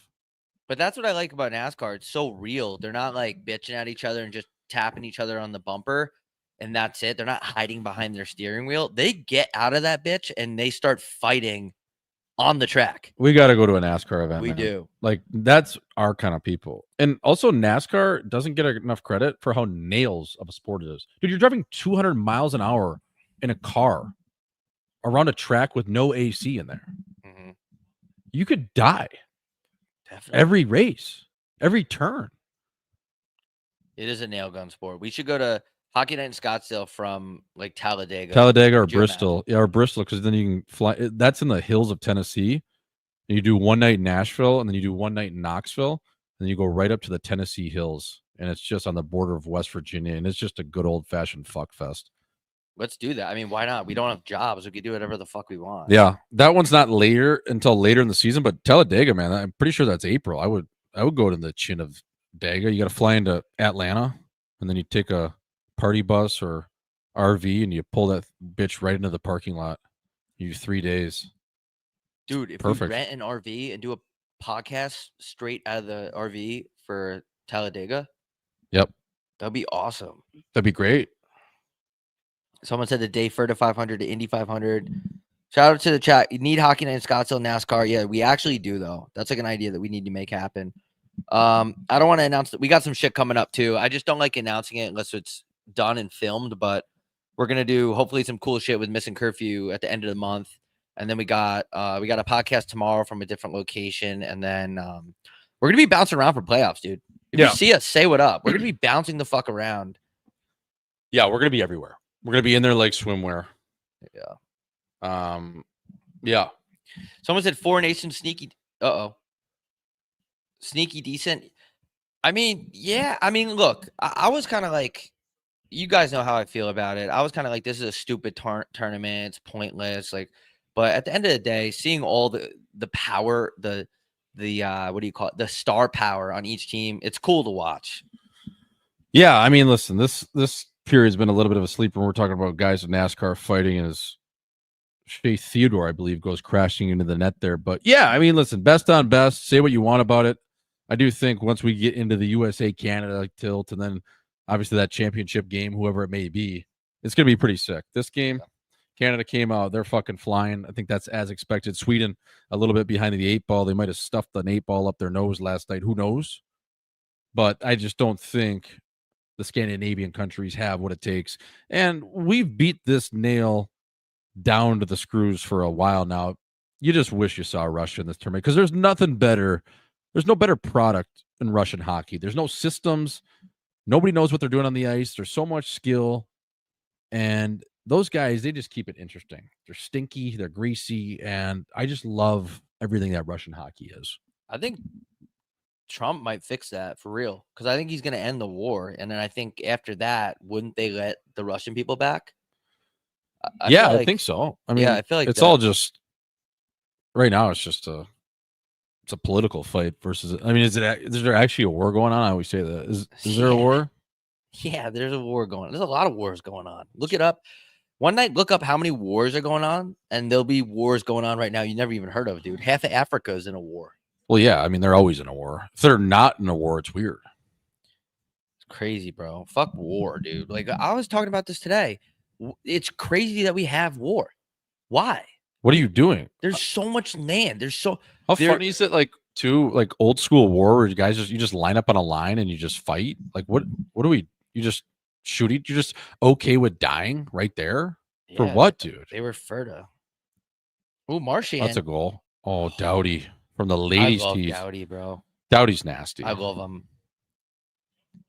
He's just such a hockey player. You know what I mean? Yeah, that's exactly what he is. He's just the guy just plays hockey. Like, obviously probably not moving to the level of what he was even in the offseason or a couple years ago, but he's shaking off a major leg injury and he's still playing for Team Canada here. Like, just got himself back into playing after 5 or 6 months with an injury. It's pretty amazing just the level of athlete. And the guy just doesn't even think like that. He's like, yeah, just show up and it's just another game. Fuck it. Someone asked for a timestamp. It just is about to go to commercial break for us, I believe. But yeah, people are talking about war in the chat. Yeah, dude, I just don't get it. I mean, there's plenty of land for everybody. There's so many resources. It's just like ego battles between leaders. And it's like, you know what? If you guys want to fight about some shit, fight one-on-one. Don't bring the damn country into it, dude. Let's just all get along. We're all going to be dead. We're all going to be dead. But like, why can't we just all have our own countries? Why do you need to take over another country? It's like, dude, wasn't that established like 300 years ago? Like, let's just chill. Let's just be friends. Like, taking over other countries for money is just so whack. Like, by the time you get done with the war, bro, Putin, whatever he's doing right now, dude, you're gonna be dead in like 10 years. What's the point? What is it at this point? Is it just like Money? Yeah, but like, and power and religious reasons. Look at all, like, not to get political, this is a hockey show. Like, we know this is an NHL hockey show, but the amount of money and death that goes with people fighting about religion, it's fucking crazy, dude. well, religion's that's a whole nother bit. I mean, we could have this is a hockey show. This is a hockey show, and we are pro any religion, but why does anyone actually care what religion you are? Who cares? That's the problem I have with people that did 9/11. Like, first of all, that was mean, and second of all, that just because you think one religion's right doesn't mean that you're right. Yeah, like, why can't we just be different? You know what I'm saying? Like, that's what makes humanity beautiful. I know this is a hockey podcast, but that's what makes humanity cool. It does, though. Yeah, is diversity. And diversity not only is an old wooden ship used in the Civil War era, but diversity, like, you want a melting pot. You don't want all of one type of person. That would suck. Yeah, that would. You might as well just bang your cousin at that point. Some people do in Alabama. Just be banging their cousin. A lot of people do. The Irish travelers, they bang their cousins. If you were banging your cousin, though, would you like give it a good effort? Like, I feel like that would be so crazy to like fuck them like hard. One of the funniest quotes I've ever heard a teammate say, and I think he was kidding, but he had a hot cousin, and it was in junior. We were all going out. She was in town that weekend, and it was after a big win. We're gonna have a party. He cut the music right after the game. He says, "Boys, let's have a good night." One of the older guys on the team. Let's have a good night. Let's play fair and clean out there in between the whistles. And if anyone's banging my cousin, it's me. And I just thought that was a pretty cool line. Yeah, that's concerning. You know what I mean? Like, I didn't know if he was kidding or not because he's from Appleton, Wisconsin, which does have a little bit of inbred in it. But it was just the way he said it was pretty cool. Like, if nobody's banging my cousin unless it's me, I'm like, okay. It's like funny, but it would be weird because it makes me want to wheel her even harder too. Because now I have competition. But it's like, was he actually serious? I don't know. You know how I still don't know. You know how I know that Hockey Night in Scottsdale is growing, even besides the numbers? We got people in the chat just saying that this is the dumbest thing I've ever heard, and then one guy goes, "Ha ha ha! It's a hockey show. It's so funny when you say it 10 times every minute." Dude, thank you, dude. You're in our chat, bro. You're helping us, and if you don't like us, get the hell out of the chat because you're making us millions of dollars. Because sponsorships are going to see. Thank you for the engagement. Yeah, thanks for the engagement. And stay a while. Yeah, actually, this is a hockey show. Stay a while. We're going to change your mind. Oh my dish, Mark. I'm a little bit stoned. Got stoned there by Philip Gustafson. Folks, we are back to the game. Elias Lindholm plays it over to Sweden. Just has a lot of guys that used to be fast and are just not anymore. Yeah. That is my observation for this game right now. They have a lot of guys that used to be good skaters that can't move at a level anymore. You have Victor Arvidsson, used to be a water bug. You have a guy like Dick Raquel, used to be a little faster. Elias Lindholm, I think the same thing. They just have a lot of guys that are almost, I don't know, just stuck in the mud out there. We got a chick in the chat that said, I lose my faith in men every time I listen to this, but I'm not hating. That's crazy because all we said was that we don't like war and that this guy said he might fuck his cousin. That's good. We're not claiming to be doctors, but thank you for being our official chick in the chat of the night. We should have an official chick of the chat. Like the first chick that says, hey, I'm a chick. You're the official chick of the chat. Chick of the chat. And that like should be, eventually we'll get to like a t-shirt giveaway of the official chick in the chat. You know what I mean? Like that should be a t-shirt given away. And it'd be funny if there's a dude posing as a chick just to get the t-shirt. Man, people on RuneScape used to do that all the time. Why not? On RuneScape, I had a RuneScape girlfriend that was definitely a guy. That's pretty hot, man. Yeah, it was weird when I found out. But a RuneScape dude, that was your girlfriend. Oh yeah, dude. In RuneScape, we used to walk around. The kids would be like buying girlfriend. All right, hold on. We got to. Oh man, Rush possibly. You can buy girlfriends. What is this? Russia? On RuneScape, yeah. That's pretty cool. It's the medieval times, bro. All right, we got Sweden buzzing a little bit. Nothing like paying for sex online. Anyways, back to the game here, folks. 11:45 remaining here in the second frame. Not a ton of action. I think Canada had 10 shots in the first period. 2 goals, obviously, backdoor passes. And now we're almost halfway through this match, halfway through the frame. In Sweden, a couple more chances, I would say, B to C level. Nothing grade A on Binnington as he clobbers that puck up. And we're going to get a whistle here in the offensive zone. Speaking of getting in the zone, William Nylander trying to find the screws, find himself in a flow state because right now, not much going on for the team with the Triple Crown jerseys. 11:27 remaining here, live from Montreal, but live from Hockey Night in Scottsdale. We got 11:27. Fuck, did you just say that? Yep. All right. Yeah, this game slowed down a little bit. That's why we're talking about religion and war. But anyway, Eric Carlson over to, I don't even know who that is. Ekholm. I love when Swedish people just rep their team so hard and they all sit in the same row. Yes. They all got like the group package of where they were able to sit at the Bell Center. They gave like 200 tickets out of the 22,000. Other than that, you had to scalp them for thousands of dollars. Do you think they did that? They like controlled the tickets for this shit? Like pro Canada? It's always going to be pro Canada. Yeah, I think so. I mean, not that there's probably a ton of people coming over from the chin of Stockholm, but they usually just like group it in an area where they'll give select amount of seats for a country or a team, and you can buy them at face value in that section, and then everything else just becomes a resell. Yeah, that makes sense. So, yeah, this game's been a little physical. Yeah, there's there's banging dudes out there a little bit. There's bumping and grinding. And everyone in the chat is just constantly saying, this is a hockey show. Well, I mean, we're watching hockey. We're talking hockey. We're living and breathing hockey. What doesn't make it a hockey show? Send it. It's like when you suck one cock, that makes you a cocksucker. It is what it is, folks. Alrighty, back to the game here as Drew Doughty gets kind of put in a spin cycle, and Rick Raquel is able to muster that down below the goal line. And Lucas Raymond, who is a fast player, not playing particularly fast tonight, sends it over. Oh, Jonas. Oh, what the Coconut Water Brodin. We got a game on our hands. We got lulled to sleep, and that's exactly what Sweden wanted to do.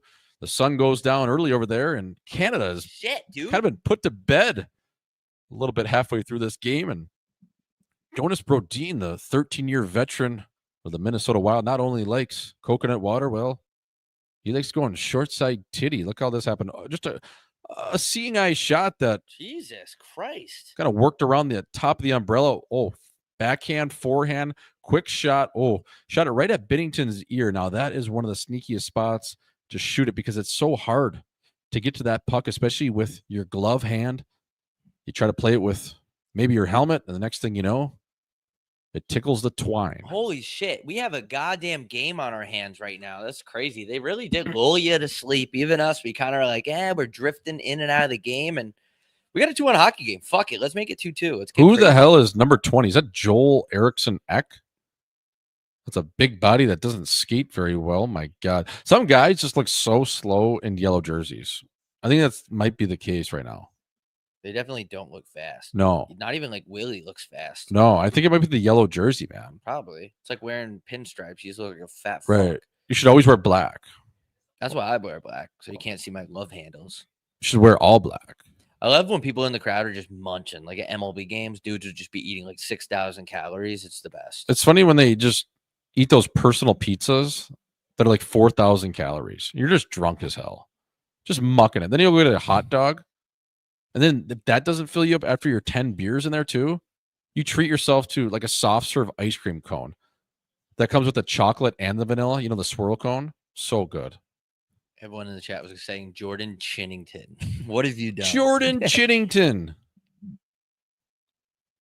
Man, Sweden kind of buzzing right now. I mean, they don't look great, but they're in the game and what does that hit? It like hit something. Yeah, I don't know if it was a stick of Canada because it was just like a little flutter muffin with a decent amount of steam on it. Yeah, we got the chat kind of agreeing you that Sweden looks slow. Shout out to everybody in the goddamn chat again, dude. Yeah, this game is officially a little bit more exciting. I think Canada kind of came out so hot. That's what happens. Human nature. You come out hot, you kind of get back on your heels a little bit subconsciously, and the next thing you know, Jordan Chinnington, just a cheeky little shot right by his dome, and now we have a game. I can't unsee Steve Aoki when I look at Zibanejad now. Thanks, Swish. Yeah, he does. I'm gonna get water real quick. Steve Aoki, yeah, that's exactly who he is, and especially he is the locker room DJ. He is the DJ of the Lower East Side. Shout out to the Lower East Side. Shout out to a place called The Box. If you want to see a dude shit in another dude's mouth, head over to The Box. The cover charge is only $35. Yep. Louis Eriksson decided to retire before they could announce him on the Four Nations squad. Louis Eriksson hasn't played in the NHL for 4 years and announces his retirement like 2 days ago. It's like, Louis, we knew you were done, buddy. You got bought out in 2019. And then you signed 1 year in Phoenix and rode off into the sunset. Of course we know you're done, Louis.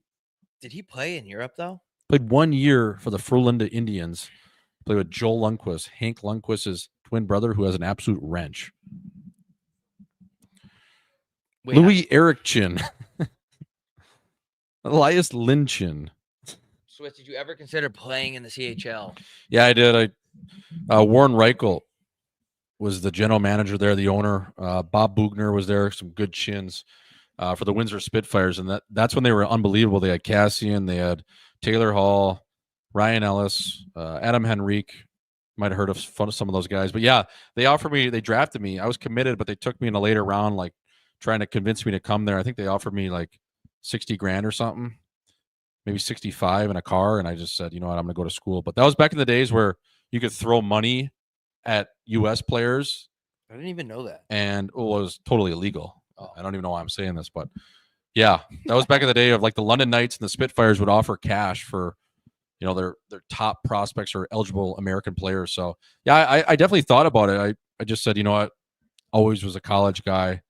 But nowadays, fuck, man, I would go play probably for the London Knights or one of those good teams and then go to college. You can double up. You get money from the OHL. They're not doing it as much anymore, if at all. But then you could get NLI money for sure going back to college. So, yeah, if I was a kid these days, I'd go play for, in the perfect world, I'd go play for the London Knights and then go to North Dakota. That'd be unreal. Chinnington was such an electric guest on Hockey in Scottsdale. Yeah, Jordan Binnington rocks. I don't care what, like, the general public's like, oh, he complains about stuff. He's this, he's that. You guys don't fucking know him. And Swish knows him. I'm not saying I know him, but I've been around him enough to know that I like him. I think he's a really nice guy. Somebody said, Rob, how far could you have went for hockey? Be real. Not far. I was too slow. Back to the game. And this is the slowest game ever. It's Willie Stiles. Oh, nice stick there by Cale Makar. as he's able to direct that to the corner. Willie Stiles had a step on McCarr there, and for a second he was in. Carlson just can't move anymore, dude. There's just one thing. You're just too old. Like, your loose skin and your wrinkly balls. Like, dude. Old balls. Bill Belichick and his old balls right in that girl's Oh, my God. face. Oh, shit. Chittington with a good redirection there. Victor Arvidsson skating like he's got about a pound of Flexol on each hip and just can't really move, but he's trying his best out there. Folks, right now, again, if you're tuning in, you're just joining us, you're still with us, 8:33.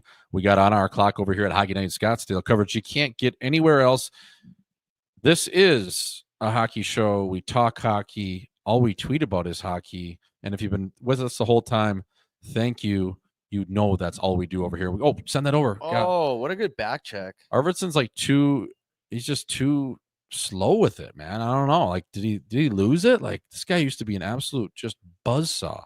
Could have went to the strip club last night and Yeah. went in the back room, and next thing you know, there's all this lactic acid in your legs because this girl's cheeks are just banging on your lap, and now you're in a hockey game. And shout out to a new room massage. Shout out to, well, feeling light. Here's to feeling good all the time as we get a little bit of a cross ice dump, and Gustav Forsing is rear-ended by Brennan Hagel, and Keel McCarr finds that puck, and that is blocked up top by Philip Forsberg, who famously loves his mustache more than his wife, and we're going to get a stoppage of play.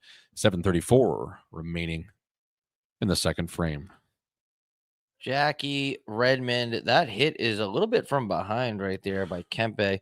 That's the thing I like about Kempe. Even though he's Swedish, he does have that like fiery element to his game.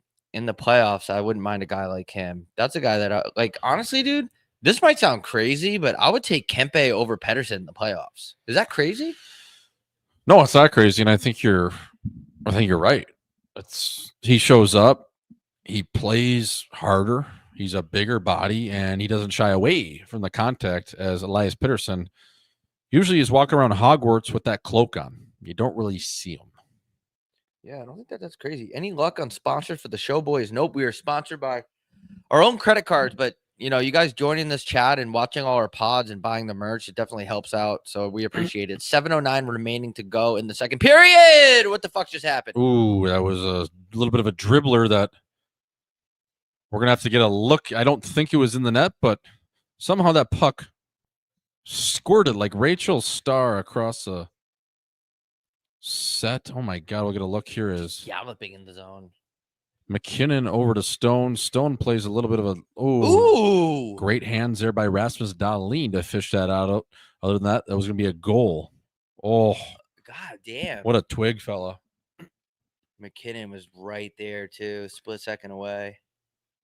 Crosby just plays that little cheeky little play, right? Puck's on net. That's all you got to say. Put it to the net, shovel it at the net, throw it at the net. That's just Canadian hockey. That's good Canadian hockey, sponsored by Tim Hortons. But Rasmus Dahlin able to steer that away. Oh, my bad. I know that was your hand. Oh, you're good. I was like, what the fuck? You can play it back there. 7:04 remaining here, folks. We're going to look at Canada's top line. I always think McCarr's American because he went to UMass Amherst. I know. He went to the zoo. Gritty Marner not able to settle that puck down. I wonder if, there's no way the U.S. Are we in the era of just complete hockey nerd where the U.S. guys are at this game tonight versus having a dinner? Like, come on, boys. Like, yeah, you're in Montreal on a Wednesday night. A place like Flygen absolutely bumps. Like, you don't have to go and get drunk, but just get like a roped off section just to show the birds you're in the city. But I don't think they're doing that. I think they're at this game right now, probably like drinking Mountain Valley water like us and with electrolytes, gearing up for Finland tomorrow. I mean, as they should, but I'm just saying there's nothing wrong with going for dinner. That's all I'm going to say. I wouldn't be at this game. Let's put it that way. I don't know. That's why I'm sitting here, though. If I was a pro hockey player, I would probably never watch hockey unless it was the playoffs or something. I don't know. I really it's hard to put myself. Oh, I would be so pissed at guys in the morning that would be at the rink watching highlights of last night's game on repeat. It's like, dude, like, this is what we got on. Can't we just throw on like The Price is Right or something?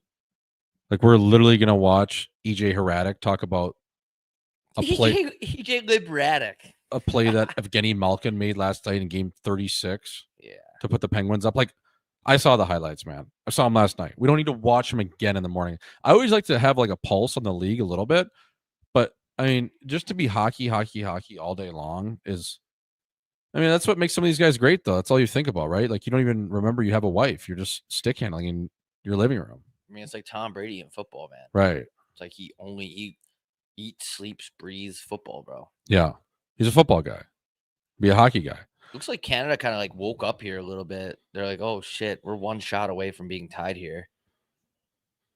5:33 remaining here in the second frame. And in Sweden, again, give them credit. They've kind of lulled the Canadian team to sleep, and they're playing at their pace. It's like when Kawhi Leonard just kind of lulls you to sleep and you have to play at his pace. Right now, that's exactly what Sweden's doing. And they got Canada kind of all flustered in the sense of they've really slowed the game down. And Canada's got to get back to dictating. It starts with guys like McDavid, obviously McKinnon galloping through the neutral zone, but right now they can't really get a hold of the puck, and it always starts with clean exits out of their zone, and Sweden's kind of had a lot of sustained ozone time here, Rob. It's not fast either. That's the thing. Like, it's oh my god, bro. No, you're right. I don't know if it's not fast or if it's the yellow jerseys. As here's McStevens gets the puck, dumps it, and he's right. But probably... McDavid's get that puck. He can skate as fast as he wants, but he's again at a standstill with not a clean exit. And Sweden has guys back. They're doing a really good job of cycling the puck right now. Sweden, like they're not like rushing out of position, but again, another takeaway along the wall. Eriksson plays it below the goal line. Now they can set up into their high cycle here. A little bit of a burger of a pass, but you keep McDavid out there in a shift like that. That's another chance you take away from him. Yeah, you know what I mean. This is a hockey show. Yeah, I mean, this is definitely a hockey show. But Arvidsson wearing 33. Not perfect. I don't like that number for him, but yeah, he doesn't look great. I liked him when he was on the Kings, man. Or not the Kings. No, Nashville. Nashville, yeah. Wait, he was on the Kings too, no? Yeah. Yeah, he was decent. He's just injuries. Jesper Bratt. One guy I would like to see in... Is that him? Yeah. One guy I'd like to see in Canada's lineup, though, Sammy Bennett. Is he healthy? He's not playing tonight, no. I mean, who do you take out? I don't know, Hagel or someone like that. Jarvis. But Jarvis has got an apple tonight. He's playing pretty decent. Yeah, I don't know. Konechny, maybe? Can you imagine how pissed he must be? That's a guy that wants to play, bro. I would take out Konechny. Yeah, I agree with you. No disrespect to Konechny. No, good player. But, I mean, you can't have Bennett out of your lineup, I don't think. No, he's too much of a pit bull. Like he's probably so mad. He's probably wondering, like, is John Cooper doing this because we play in the Sunshine Fuck Fest every year? He's probably thinking that, man. Like, fuck this kid. Dick Raquel, kind of buzzing. It's crazy to say, like, Devin Tays, if he doesn't get traded to Colorado and he's in New York still with the Islanders, he's probably not on this team. Who? Tays, Devin. Oh, yeah. Sid's buzzing now. He's going to take him wide. Oh, my God. Oh, my God. What a fucking pass. How does he know he's there? Stoner? How does Sid know that he's there? And how does Stoner get such good wood on that fucking puck? Stoner the boner. Yeah, dude. That's such textbook. That's just like vintage Crosby. Just eyes in the back of his head. Makes a power forward move. Uses his ass cheeks to box the guy out. And Stone just untouched. Like, I don't even know how he gets that puck to him because Willie's right there. And Willie's obviously puck watching a little bit. But he doesn't think that he's going to be able to get that puck. Yeah, it's just, oh my God. But the thing is, it started with that, again, a breakdown in the middle of the ice. Now, Crosby was able to gain some speed, take that wide challenge Forsling with a little bit of a pull-up play, but I don't know how he finds Stone that quick, man. I mean, I guess that's why it's Crosby, but and then to get that shot on it, too, a quick just fucking shovel shot, like on the ice where a goalie can't get down in time. I mean, as Gino Retta would say, that's hockey, but holy fuck, we're back to 3-1. People don't understand how quickly that happens, too. Like, you got to be right there to realize Crosby pivoting, turning around, looking, and making that pass is all like a half of a second. That's the most impressive thing to me about it. Yeah, that was crazy. And wow, all you can say is that's 87, baby. 3-1 right now. Shots 14-12. Sweden with a little bit of a surge. And Crosby says, you know what? I'll take this game into my own hands. And 87 with 2 points and 2 really good helpers to get Canada going here. And oh my God, Eric Carlson with a clapper. He was tickling the Bell Center ceiling. That was blocked here. A little pumpernickel from Ekholm as he makes his way down below the goal line. Ooh. This Lindholm guy just looks like he has no confidence. You got to feel for him. Yeah. Oh my God. Lay down in snowman, JB Snow. Vintage Carlson just walking the line and finding a seam. What happened there? A little bit of a dust up, but yeah, I mean, that was a seeing eye wrist or a twisted wrist shot. Shitting home. All right, we're going to commercial. Get that chat buzzing. What do you got for us, guys? What do you got? What do y'all got? Yeah, everyone's just going crazy about Crosby. They're so sick. Thoughts on Crosby wearing gloves made of that old school vinyl material is the only guy still doing that. Yeah, he's a man of superstition, that's for sure. I don't blame him. If it works, don't fix it, baby.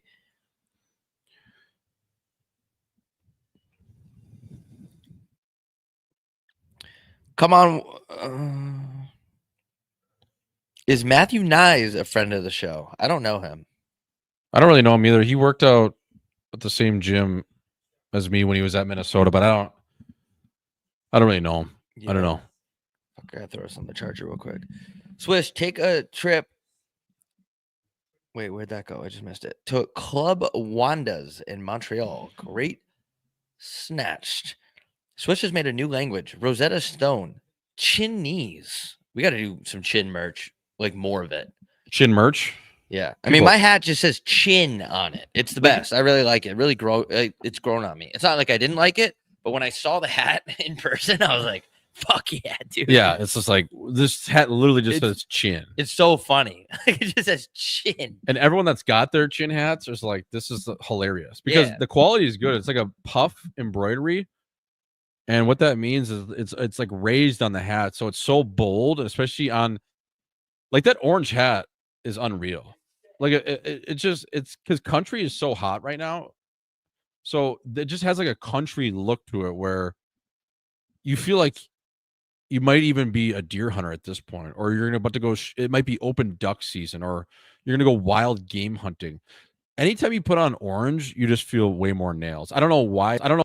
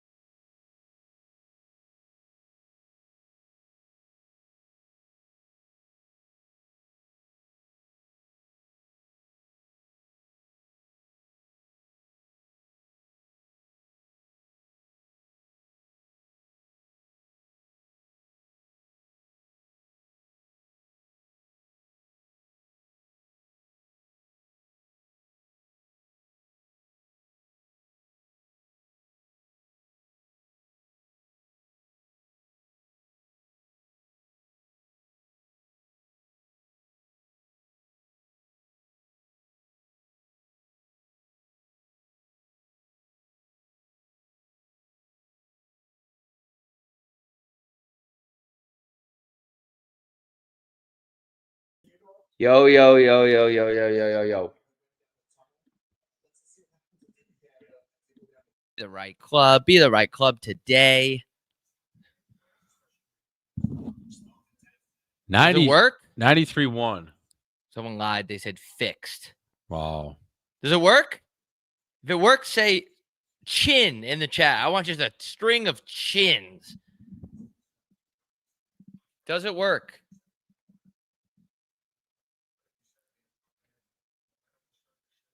Spam the fucking chat with chins if it works, for real. All right, we're back. Let's go. Are we actually back? Yeah, they're not even paying me for this shit. What'd you do? I just I backed out of the Chi- sorry, I put another tab of the same thing. I backed out of the other one and then joined simultaneously, and it worked. Chin, chin, chin, chin, chin, chin, chin, chin, chin, chin. 90, Are we 90, back? 90, 93, 1. People are still saying no sound. They're freaking trolling us, dude. Are they trolling us or we actually have sound? I can't even tell anymore, dude. Should I check on the... If we have sound, say titties in the chat. Is this live? Say titties in the chat if this works. Oh, it works. Everyone's saying titties. We're back. Titties. We're fucking back. 155 chins in the chat. 93-1. DJ Swish. All right, guys, let's get some questions. It's dark as hell in here. Holy shit. I got to go get better lighting. Yeah. Fuck, dude. I was going to say, oh, you're going to Montreal, dude. Meet Daytona for 1 on Sunday for the 500. It'd be so nice if we just had like a camera guy who was like, dude, meet us in Daytona. I know. We need a camera guy. Well, we need money, but after we get some. Does anyone have any sponsorship deals? We'll take anything. Sweet, sweet chin music, folks.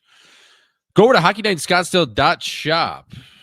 Go buy a chin hat. Go buy a patch hat. The patch hats are awesome too. Rope, moisture wicking. It's a great blank of a hat. Those have turned out really nice. It's a legit patch on it too. So go check those out. They're nice. And also the hoodies are unreal. I'm not just saying that. They are. I'm a guy that develops fabrics myself for Butter Golf. And the blank for a stock hoodie is really, really nice. So they're worth the $70 price of admission. I know that in Canadian dollars is like $1,000 these days, but I would pay $2,000 for it if you got the scratch. So go check those out. HockeyNightScottsdale.shop. Where are we watching from? What are we doing tomorrow? We'll be live roughly 9:30, somewhere in there at an undisclosed location in Scottsdale. Again, little pop-up pod series we do. A great idea by Gucci. So we're going to do these obscure locations for podcasts, hopefully coming up, some new exciting things. But tomorrow we'll be live right in the morning. So you're going to wake up with Hockey Night in Scottsdale, be sitting in your cubicle, and you're going to be miserable. You're going to be hungover because tonight was an excuse to get drunk watching hockey, best on best. And boom, right on your teeth. It's Hockey Night in Scottsdale. So hockey coverage you can't get anywhere else. What do you guys feel about the What do you guys feel about when we pop up and do podcasts in different locations, like the balcony one in Vegas? We did Circa Stadium Swim in Vegas. We did Hot Chick. I like it. I think it helps the show, like change the scenery. And I wouldn't mind getting a guest on soon, you know, fuck it. But in person, though, in person. Yeah. Anybody, an Uber driver, who gives a shit?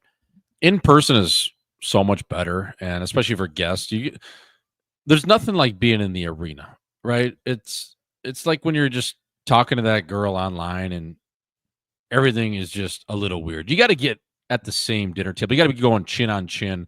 And that way you can read, and you can read energy, and you can riff off each other. And ultimately, that's what creates greatness. Yeah, it does. Someone said the sound is gone again. There's no fucking way. You're lying. But yeah, everyone's agreeing with you. They're saying the pop-up pods are nails. Yo, can you hear us, or are you just fucking around? I think he's fucking around. You guys should be in Montreal. Swish is going to Montreal tomorrow. Say what up if you see him. Say what up to us in the street, bro, if you see us. We like it, especially because we're not getting paid. So when we sell out, eventually, I'm going to treat everyone like an asshole and be like, don't even get near me. I'm just kidding. I don't do that. You know what bothers me about guys like that? Just because you have status doesn't mean like you're cool. So like if you shrug people off just because you're status, that's a guy that thinks he's cool because of his status. Doesn't matter what the fuck you do. Like take the time, Unless you're Bieber and you're getting swarmed outside your apartment. I don't blame him for being like, guys, this is where I live. But look at this conversation I'm having right now. my point is, we're not dickheads. If you see us, say what up. We'll say what up back. Look at this. Shout out to Rob. Let's look at this last message. What is going on? Folks, it is Holy- Wednesday. It is not ladies' night, but That's a good. That girl sounds horny. Shout out to Rob for fat shaming me and sending me an L. Oh, this fucking. Yeah, I saw your tweets, your emails. This guy, I was like, fuck. I was driving and I saw the email. I emailed him back, but we accidentally gave him an L hoodie instead of an XL. But we'll get that XL out to you. we're not perfect, Yeah, I think we only fucked up 2 orders out of all the orders. which is pretty good for us. I mean, we Yeah. were buzzing through that, actually mowing down orders. But yeah, I sent that other kid to the Chin in Newport Beach. Same thing. It was a large instead of an XL, but that's hockey. And now we're going to have actually a couple more larges that we could send out because that guy obviously didn't. Yeah, I feel Try it, bad, bro. whatever. It sucks, but thank you for buying though. We'll get it out to you as soon as possible. But yeah, mistakes do happen. Like back in the day when I was like pushing a ton of merch, dude. Some days when you're doing it for so long, you kind of like get in a trance and you'll just accidentally put the wrong order in the bag, and it happens. But regardless, appreciate you buying the merch for real.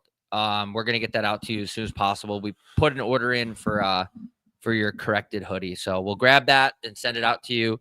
Hang on to the large, keep it, give it to a chick, whatever. Hang on to it. Yep. And again, right now we're still waiting on a couple items, but those should be finished and produced by next week, so we can get that out to the good people. And yeah, keep buying the merch. We seriously, it's awesome. And honestly, just Hockey Night Scottsdale, you see a hat with a chin on it, you know where it's from. Yeah, can we see the patch hat? Yeah, I'll go get it right now. Somebody said, when's the next Rob Gucci show? One came out last night, and then my Patreon came out today, and I got another one coming out. Those aren't on video, but hold on, I'll show you guys the patch hat real quick. We got the patch hat coming in hot. We do have coverage you can't get anywhere else. We do have the patch hat here, though.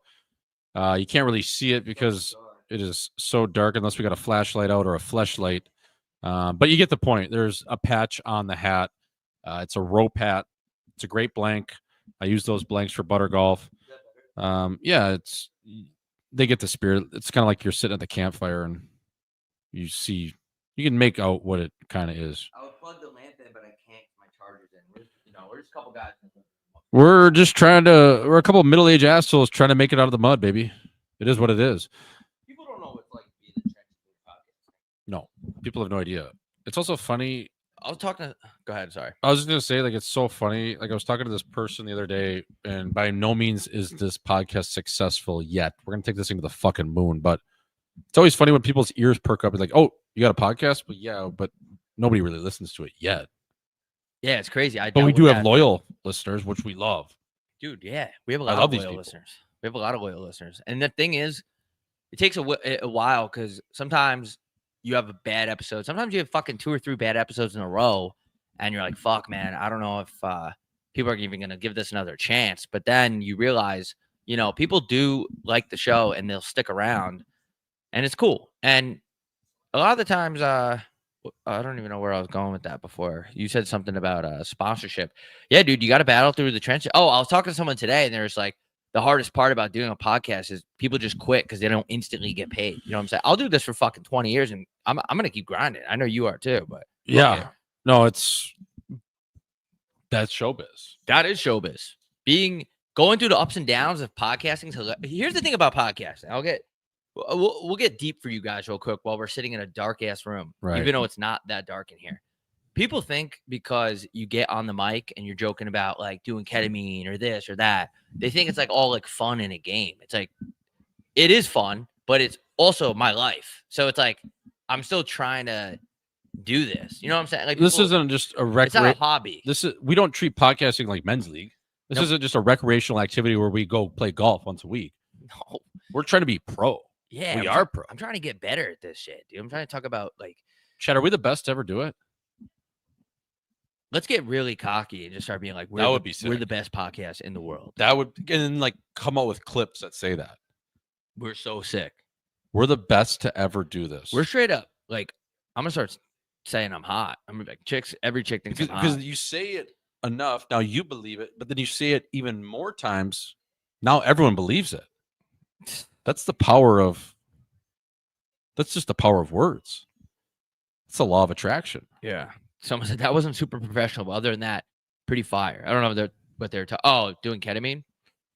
Yeah, I mean, no, I don't think we're professional. I'm just saying that like sometimes we say like we have no sponsors. We really don't have sponsors, and we kind of need them. But we're not going to sit here and beg. We're just gonna keep grinding. Because when we do get sponsors, that'll be another bit. Yeah, we're just gonna keep. That's gonna be a bit. That's like when Manscaped canceled me.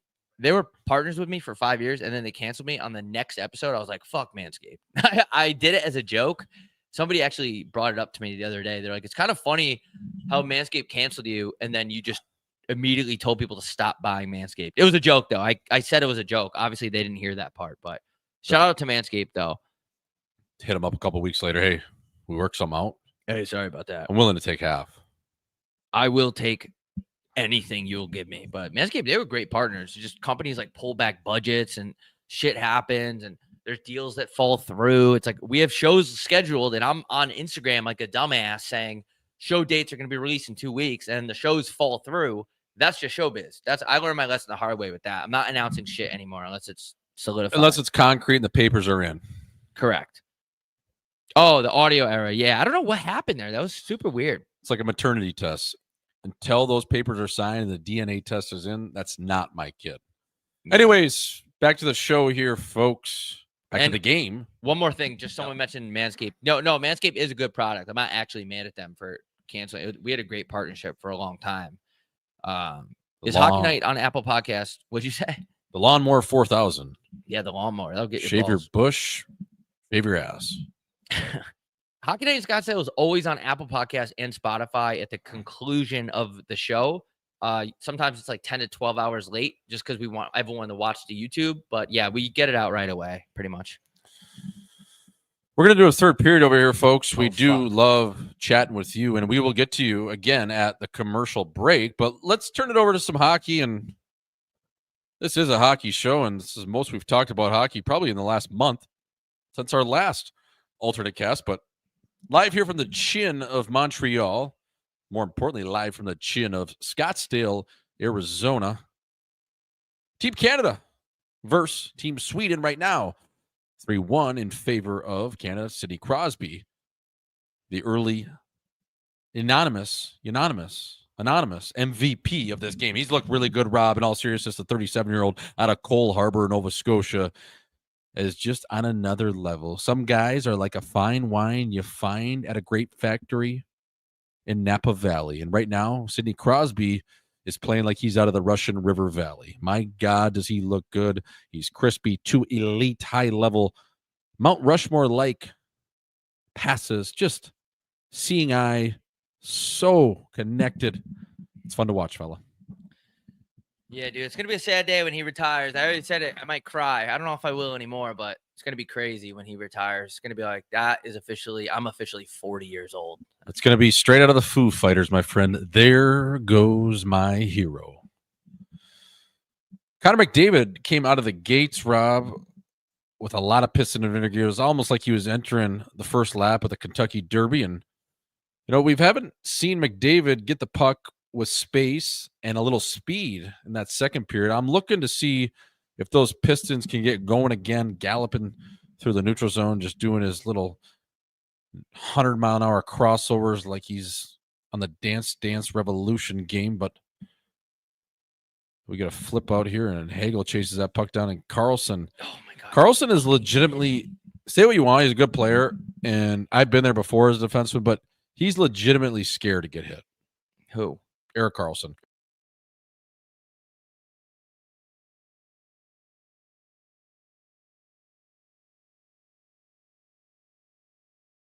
Pettersson, what a shot there, man. His wrister is fucking lethal. Like, they're not playing good, but they're not playing bad.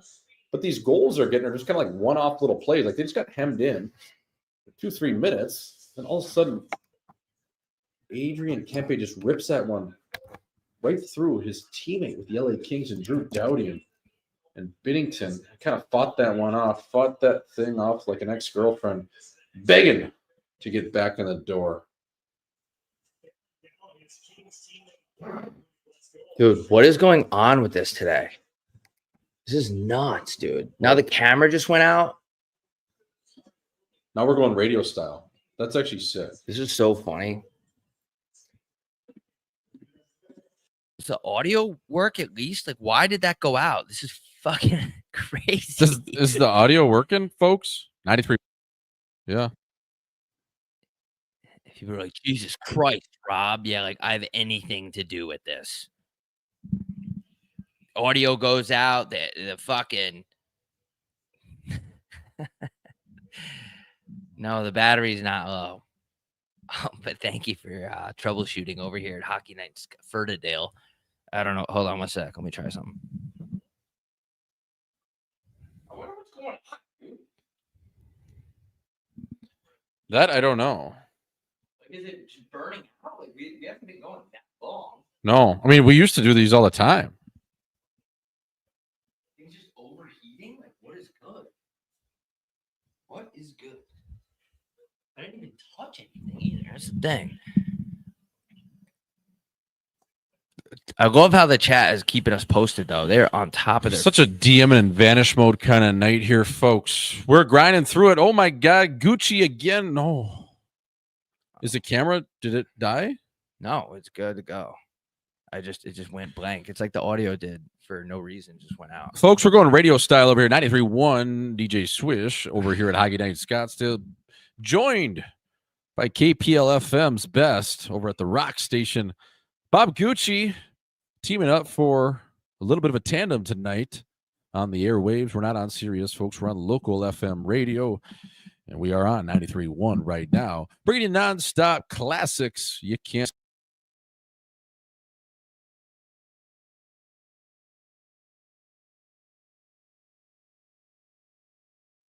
Technical issues because I have no idea anything with a computer. I could barely turn on my phone. I could barely get a microwave to work. But we're over here at Hockey Night Scottsdale. I recommend folks turning the game off on your TV or monitor and strictly listening to this radio style. Let me know how I'm doing. Harry Carey-ish. Esque. 16:04 remaining here in the third period. Team Canada gets a little bit of a breakout play, and Connor McDavid is darting through the neutral zone and sends it wide to Mitch Marner. Mitch Marner not able to connect back to McDavid, and Makar surveys his option as he makes his way to his own blue line, throws it over to Drew Doughty. Drew Doughty corrals it back to Makar. Makar up the ice, tries to find a stretching Hagel, who tips that puck into the Swedish zone, and Gustav Forsling is able to corral that puck, and now we have a little bit of a battle near the goal line in the corner with 3 or 4 members of each team. Joel Eriksson-Ek sprints to the other corner. He's able to win a battle in and along the wall and send it up to Lucas Raymond. Lucas Raymond over to Rick Raquel, and he's not able to get the puck out, and we have a little bit of a chance as Tony Cirelli tries to throw the puck into the middle of the ice and had Travis Konechny darting through the middle in and around the 4x6. Drew Doughty, a shot from the coffin corner that was steered away by Philip Gustafson, and Lucas Raymond sends it up the boards, and a great pinch down the wall on the blue line from Drew Doughty. Drew Doughty, a veteran of 18 years, I believe now. He played in the Olympics in 2010, and Brad Marchand is able to dump that puck in as the defense goes for a change, and Jarvis, Marchand, and Morrissey, who was down the wall pinching, as Marchand is able to cover up for him, and Parayko surveys his option, gives it to Marchand, and we have the trio of Point, Jarvis, and Marchand. The 3 Stooges go offside. That was actually good.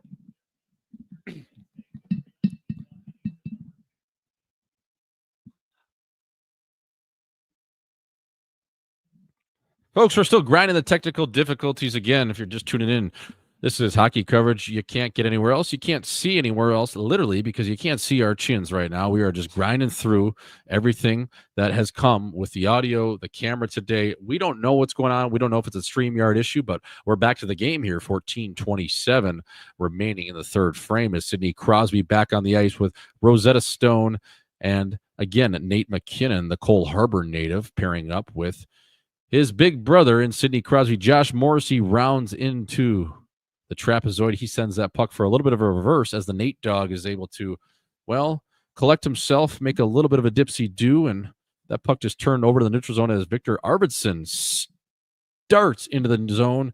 A little bit of a pull-up play over to Hedman, and Hedman sends that wide. And we're getting a look here at Sweden and their third line, and Colt Parayko flips a puck out of the zone, and that is settled in and around the offensive blue line as Gustav Forsing collects it, sends it over to his partner in Hedman. Hedman, oh my God, we had a little bit of a chance there from, again, Victor Arvidsson, as Sam Reinhart is able to gain the line, and Mitch Marner back on the ice. Cale Makar tries a seeing eye pass over, but that is broken up by Dahlin. Dahlin down in the own zone, number 12 for Sweden. Who is that, folks? Sorry.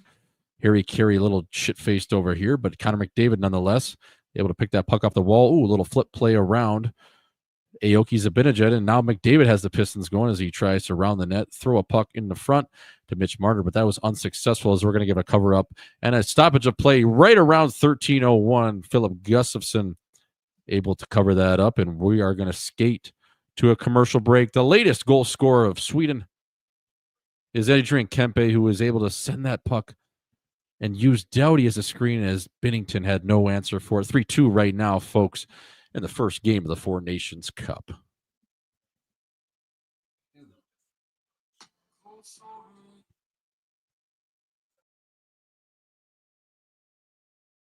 Folks, stay with us here as we're just grinding through different things as our tech support is not here. Bob Gucci is the only guy that knows what he's doing. Jay Swish, no help as always. Again, I have trouble turning on a toaster. Like that's the problem. Like it just goes out. And you can't even use the camera on the. No, I think we can, but it's just I don't understand because the audio just went out randomly, right? And then I refreshed it, and I did this. I don't even know what the fuck I did, dude. I don't, but the audio going out made no sense either. That's the thing. The video just going out is crazy, dude. I don't even know what to do. What should we do? What is he doing back there? I never know what he's doing. What are they? What is it? I never know what she's doing back there.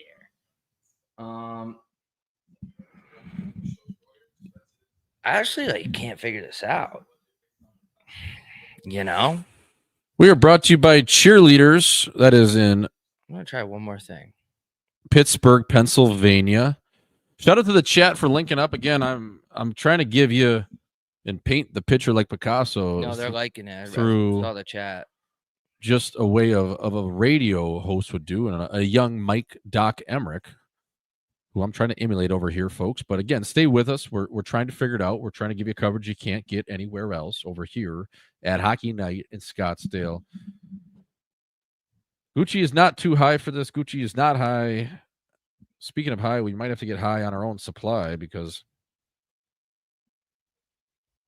I just can't all the batteries everything works, everything's good. And I guess the only thing you do is try to I think I might have to refresh the whole feed, which I don't want to do. I want to fucking lose the screen.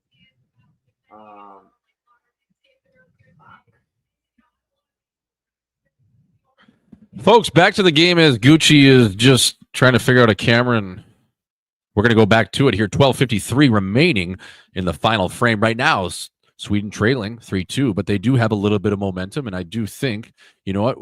Hey, maybe the next goal might win this thing. You never know. Canada's nutsack might tighten up.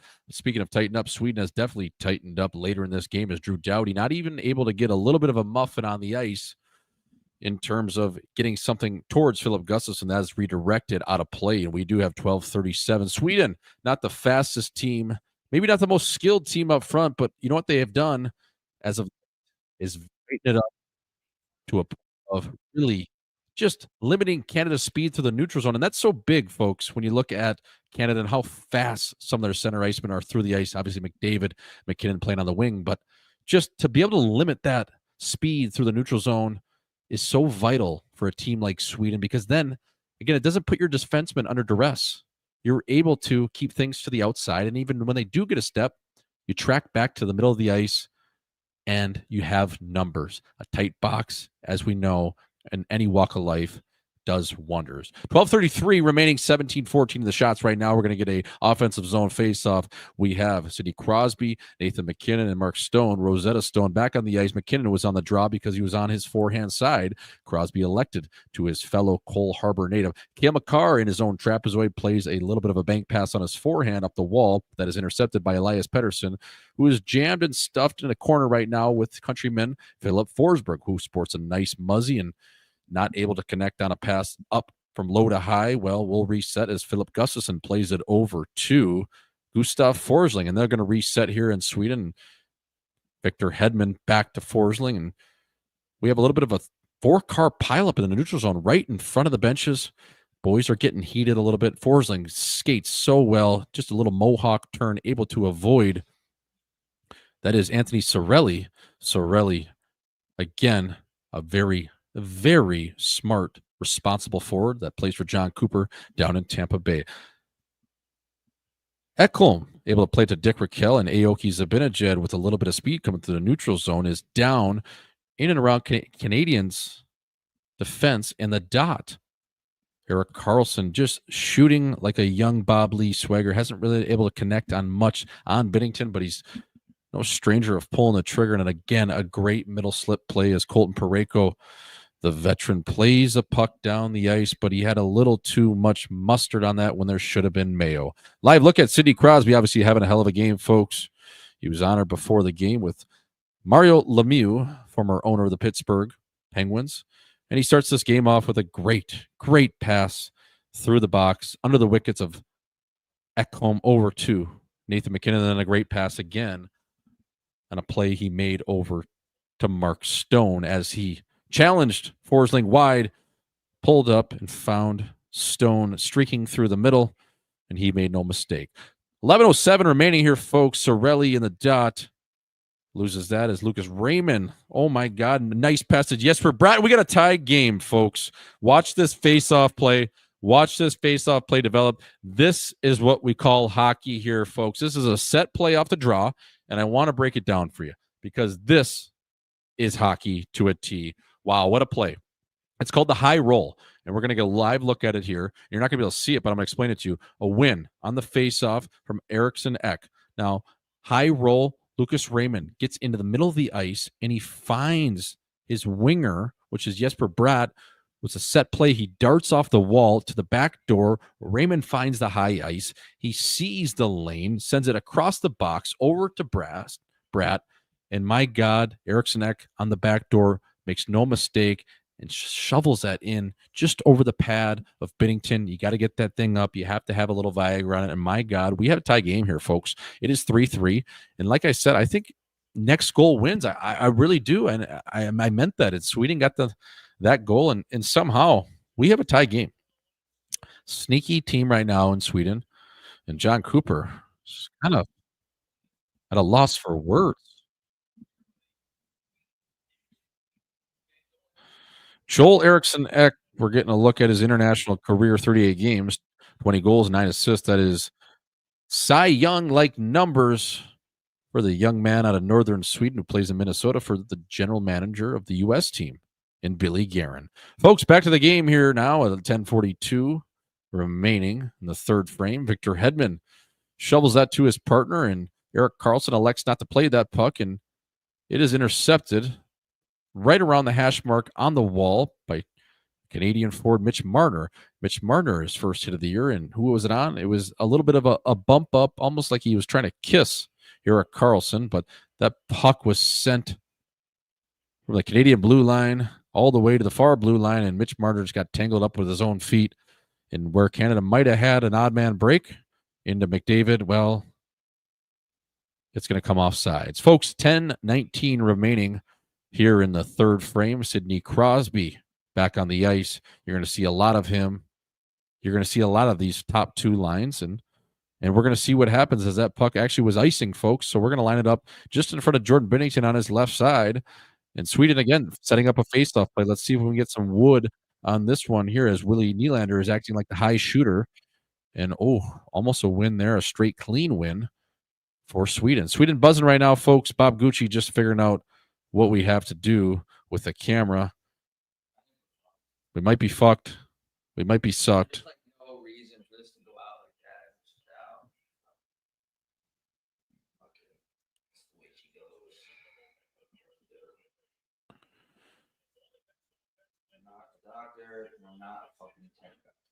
Folks, this is a hockey show, and this is what we do. And could we just go to the camera on that, though?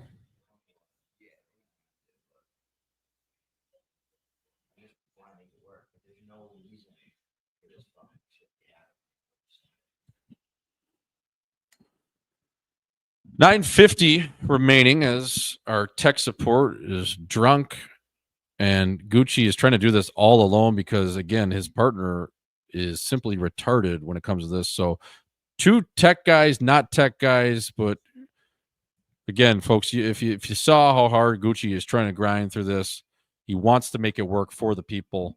It might be above our pay grade. We have cameras out, we have tripods out. If you could see this setup, obviously our lighting is unbelievable. That's goes without saying. But 3-3 right now in the third period over here at Hockey Night Scottsdale, a hockey show from hockey guys that all we do is talk about hockey. This is brought to you by Pfizer. If you need a shot in your ass, well, Tony Fauci is still giving those out at your local Walgreens.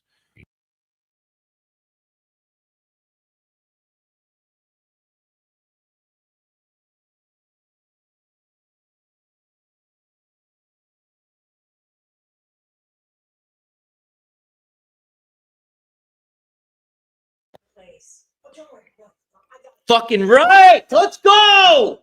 Gucci is Let's fucking go. the savior. 93.1 KFM is going to go back to, well, Fucking go, dude. we're going to leave the radio station and we're going to go back to cable television. Bob Gucci. It was just grinding through it. He grew 93.1. Folks, I think we got it figured out. We're, again, going to leave the radio waves, go back to cable television, and we thank you for staying with us. We got 146 people in here. Honestly, let's get to 200. Holy and fuck. Again, keep the chat absolutely humming. Gucci might be a little Indian, not going to lie. Yep, he definitely could work for Geek Squad. I don't know if he could work for anything much more than that, but definitely stateside, he's pretty proficient, I would say. 93.1. And we're back here, folks. I might need some sort of throat coat tea, no Diddy. I actually tonight. have tea. 93.1 KPLFM. That was the hardest thing I've had to do in a while. Scottsdale's best rock. Wait, what the fuck did I do? I don't even know how I fixed that. Some sort of throat coat tea, no Diddy. You murdered it though. We might have to stop doing video forever. Hold on, we got to get people back in here. Hold on. 93.1. We have. Let's get 200 fucking people in here, folks. Let's get 2,000. Let's get fucking whatever. John H says, Swish, my girlfriend doesn't have the fight strap on. Tips. Well, dude, that's actually a good thing she doesn't have her fight strap on. Well, if you're with her. If you aren't with her, make sure she's tied on because you don't want another dude jerseying her because that's a bad look for you. And then her nukes are out and she's got to explain why she cheated on you with some dude outside of Woodbridge, Ontario. But I would say if she's with you, dude, let it off because not only is that going to require a game ejection, it gets you home quicker. So if you pull her fight strap or her jersey over her head in public, now you both get kicked out and you're quicker to the bedroom. So I would say keep that thing off, man. It's especially if you're with her. If you're not, yes, have her always be tied down. Dude, what happened? I thought it was 3-2. Oh, are you serious? Some chick just said, "Swish, I don't appreciate the fight strap tweet. We don't all have fake sets." That's hot. Raj Gucci, they're calling you. That's funny. Yo, the chat is hilarious tonight. The chat's great. Chat's got comedians in it tonight. Hold on. Wasn't I fixing? I was fixing the camera at 3-1. Yep. They scored 2 goals? Well, missed both goals. you heard Kempe's. You heard about it. And then, you missed the other one for sure. Oh, the Kempe one. You missed the Raymond to Bratt over to Erickson right off a face-off. It was just sexy. God damn it, dude. We lost fucking whatever. It's not about that. The real one stayed. What do we have before? It was like it had to be like 170-ish or 160. Yeah, it's getting late out east too, and it's only Wednesday here, folks. Aoki Zabinajad. And we're going to get another look here at what developed. So that was Marner over to McDavid, and McDavid tried to play it into the middle of the ice to Devin Tays. Now, he did get good wood on that, but Philip Gustafsson, to all you young hockey fans out there, watch how Gustafsson transferred from his left back to his right. That is what makes a save. If he just slides over at a parallel angle, that's in the back of the net. But Gustafsson, the way he went from his left to his right and pushed out at an angle was ultimately why he was able to take away that part of the net and make that save in a critical time. Now, I'm not a goaltending coach, but if I was coaching goalies, that is exactly textbook. What did I miss, dude? Did Sweden just get their legs back, or what? They're just lulling them to sleep, man. Really, the thing with Sweden is I think their coach went in the locker room after one and said, we can't skate with them. Like that's just is what it is. But if we can limit their speed through the neutral zone with clean pucks, we're going to be okay. And that's exactly what they've done until this point right here. But yeah, McDavid's got he's got real no time and space with the puck coming up with speed. Other than like their only time they've had it is with Crosby in the last 2 periods. Oh, whoa, hold on. Oh my God. Wait, so if Canada loses this game, like how detrimental is it? Like, is it bad? Well, I mean, then they're not going to be able to lose again, probably. Dude. So if they go 3-1, they're in, but yeah, they're going to have to beat the U.S. then on Saturday night. Absolutely. What a stick lift right there. Holy hell. That's Wild Bill. Who was that? That was Wild Bill. He's such a fucking good player. Remember all the Leafs fans were bitching when he wanted his money? Now what? The guy's still. Oh my God. Like, that's such a careless stick by Morrissey. You just can't do that, Morrissey. You just can't commit that type of crime. That's assault, brother. And oh, wow. He got away with one, too. Only 2 minutes. There was no blood. Why is Tylenol sponsoring this? Like, you know how bad we talked about before? It's so bad for your liver. Really bad, dude. Coming from a guy who had 90 glasses of wine this weekend, but Tylenol is really bad. Did you know that? Did you booze on Monday? No. Oh, you didn't? I watched Tiki Booze, but I was like, dude, no. Did you guys go out or no? Yeah, we were out. Oh, wait. I had a glass of whiskey at dinner. That doesn't count. On the rocks. Yeah, doesn't count. That's just a maintenance. But you actually didn't booze. No, I didn't. Oh, that's pretty good. No. That's no, I actually refused. Dude, he was drinking wine. It was 11 in the morning. And I said, dude, I'm sorry. I'm tapping out. Like, I don't want to die yet. Tiki is so nails. Crazy. I don't know how he does it. What a gun. What a pass right there. I can't believe this game is 3-3. So at 3-2, I said next goal wins. You said that? I said that. Yep. You can go back and check. You can fact check me. I believe you. So I just had that feeling because if Sweden, if they come back from 3-1, they're going to get that fourth. Like you got so much momentum, man. Momentum's a hell of a thing, dude. When you get that goal and you go, holy fuck, we could do this shit. That's when the other team is in trouble. Because they believe right now. You better believe it. This is a big power play right here. Obviously, that goes without saying. Momentum is a drug. Tweet. It is. Like, think about when you lay in bed all day and you do nothing. You got no momentum. But then if you get out of bed at 6 in the morning, you go work out, do something productive. Now that starts your momentum for the whole day and you're buzzing. I don't know. It's crazy. Even if you're like me, and I know you're anti, you say walking isn't a workout, which I agree. But if you walk around in the morning for like 30 minutes, dude, it's crazy how much better you feel. Oh, yeah. 100%. And walking's good. I mean, walking's a low impact cardio, right? It's just not a. Oh my God, Carlson's skating like it's 2009. Oh, going short side nipples. Could you imagine? One of the cockiest plays you can ever do in hockey is rounding the neck, going coast to coast, taking a grade C level shot, and wasting 40 seconds on your power play. Yeah, That's that pretty is sick. Pretty sick. Like that guy just shot that literally from the parking lot. That's a guy who makes $11 million Yes. a year. Yes. He says, I'm going to take this one. Because he knows if he does that, there's no way he's remotely being thought about getting removed out the power play. Can That you like imagine? you just have to have that confidence.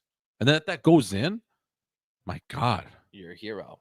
I don't like that by Pedersen. There's 20 seconds left. He got away with it. But he tried to go through 3 guys. He got away with it though, so I'll shut the fuck up. But Yeah, I mean, I don't like it either. It's percentages. Gritty Marner with a great stick. Or that's Jarvis. damn, Jarvis is like just like a name for himself. he's just like a hockey player. Like he's just He like is. he's from Winnipeg. Like he probably does dust. Like just Winnipeg. he's from Winnipeg. Like who doesn't snow in Winnipeg? I have no idea who the kid is, but like he's from Winnipeg. Oh my God. We're at 4:52 remaining. If you're following along with us, 4:50 remaining. As Sam Chinhart flips it into the corner, boxes a guy out, and the puck gets scooped up by Arvidsson. Sticky Arvidsson plays the puck. My God, these guys, dude. They're gonna get a weird one. They're gonna get a fluky one. I know they are. I'm feeling overtime, dude. I really am. I think it's gonna be overtime. They're not doing. It's not like full OT though. Oh, it's not? It can't be. There's no way. Fuck, folks. We gotta go back to Yeah, we gotta go back to shitty lighting, you guys. Fuck, folks. We gotta go back to the shitty lighting. Hold on. Look at all these wires. Look at all this shit. 3-on-3 for round robin. That's nice at least. So I mean, that's how it should be. Probably 5 minutes. Probably NHL rules. All right, I like that. Shout out for the chat, still buzzing, dude. Shout out to Swish carrying us through that radio moment we had there, but we're back. I would be pretty rattled if we weren't back for the end of this game. Someone said, "Isn't it 10 minutes 3-on-3?" I don't know. Is it? Is there ties? I don't even know the rules. Like what Gary made this tournament up, and I don't even know. Like Gary, how much is Gary making off this tournament? how much does Gary make a year? Like Gary makes like 15 a year, man. Gary is just rolling in. I bet he what does his wife look like? He married to a dude or a chick? Well, he's Jewish, right? So she's probably like a short little girl from New Jersey. We're playing the percentages. Gary Bet person. Dude, that was the funniest tweet I ever read. I was tweeting about how woke the NHL is. And someone's like, well, if the NHL is so woke, then Gary Bet man should be Gary Bet person, like his pronouns. The way the guy worded it was hilarious. It didn't sound funny when I say it, but yeah, I was like, no, I believe I was in the car and I read that tweet and I was like, holy shit, that was hilarious. So our loyal listeners and people that just fuck with Hockey Night in Scottsdale are hilarious. No, there's a lot of characters. Hell yeah, dude. For every like this guy, like there's people that are like, wow, like that guy's funny. Like that's a good tweet. That's like the world in general. There's hilarious dudes that are just at regular jobs. Like you ever drive by a construction site you did a little bit of construction. Yeah. The workers are all comedians. They're fucking hysterical. Half my lingo is from my boss, Clint Borby. Construction? Yeah. When I was like doing he's that, just like his one-liners are they were insane. Yeah, that's what happens. You're hanging out on a site with a bunch of dudes all day and you're blasting music and banging hammers. You just start chewing tobacco. Yeah, you start being funny. Wow, look at that pass from Brad. You're having beers at lunch. Have 6 beers, go back to putting up drywall. You got a gun in your center console, shooting shit. Pouring cement 8 beers deep at 4 o'clock. You're hanging roof truss and you're drunk. Nothing like a good roof truss, dude. You're on a 16 pitch roof, just like mucking shingles, and you're just drunk. That's cool. I was doing that real estate project. That I was an agent on it, so I wasn't like hands and dirtier. I wasn't getting my hands dirty, but the superintendent on the site let me get in the excavator, and slam down this big concrete wall. It was actually pretty sick. Sick. I was scared to do it, but I did it. Get that chat buzzing, everybody. We're back. Gary Bettman, he's a they, them. We don't know what he is. We don't know if he has a wife, if he has a chick. It doesn't matter. He's rich as hell. You know he's using his mouth for something. 4:20 remaining here in the third period. 4:19 if you're following along with us, as we're going to have an icing coming up. Victor, I get a lot of headmen touching up that puck. McStevens has been a little quiet, no? Or was I fixing the camera? No, yeah. I mean, like I said, his first period was great. He was skating like I've never seen him skate before, and he just hasn't been able to get the puck in areas where he can kind of use his speed through the neutral zone. And that's a credit to Sweden. I think their ground game has been, aside from the first period alone, their cycle game's been great, and they've been hemming him in a little bit. And by the time McDavid does get the puck, he's either flat-footed or he's tired. So it's a credit to Sweden how they're playing. Listen, there's nothing sexy about their game. Like even their star guys, Willie Stiles, haven't really noticed him. He's had a couple good back checks, but there's nothing sexy about this Swedish brand of hockey right now. It's just It looks like they went and watched video and they kind of figured out, you know what? This is how we're gonna have to play against this team. And they've really tightened it up. And you know what? It's worked to this point. And if they can push this thing into OT, man, I mean, that's a win in itself to walk away with even 1 point against Canada on their opening night of 100%. the Big Nations Cup. I mean, realistically, that would be unbelievable considering the start too. Yeah, I mean, I think we were 6 minutes into the game, and I publicly said this game is over. Which it's not. Ooh, I like that lady's hair. Yeah, I do. She's kind of got a little exotic little. Is that a perm or is that all natural? Swedish ting. Kind of the same colors of the jerseys, a little dark blue and some mustard in it. Kind of nice. Brat moves so nice on the sheet, dude. Crispy on the sheet, yes. Canada, yeah, it's almost like they blew their load a little early, and now they're kind of just trying to hang on in a sense of what the fuck? Yeah, they don't look great.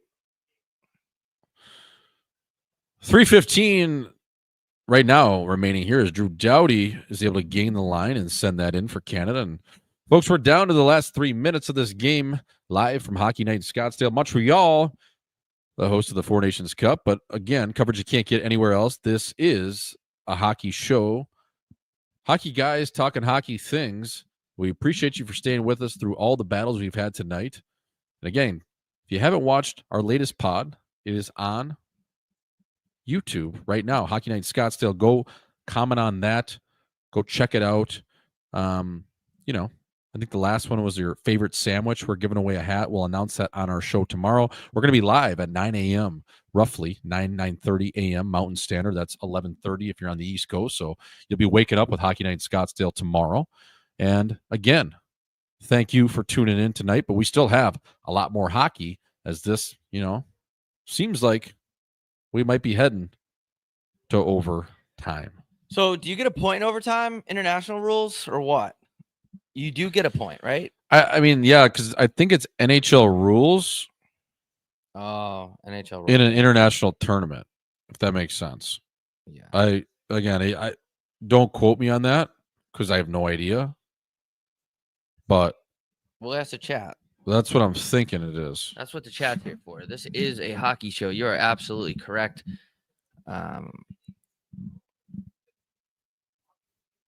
Don't worry, it wasn't recorded, Gucci. I forget what I was saying about that. Live from Moose Jaw. Yeah, check out the video live from Moose Jaw. Lindy is an absolute beauty. We went on there, did a little more stuff. Will be dropping from that too. It's a 3-2-1 0-point system. Okay. Oh, I like that. That's how the NHL should be. So it's 3 for a win, regulation win, 2 for OT win, 1 for OT loss. Okay. I like that. That's how the show should be. Yeah, I like that too. More incentive to get the hell out of overtime or not even get there. Right? Yeah.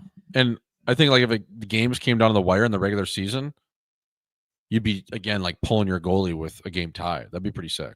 Yeah, there's so many teams that just sit back and like the Islanders, like they wait to get that one more point at the end of the season. It's like, bro. Dude, these jerseys, I know we said it, but they are nasty. They're so nasty.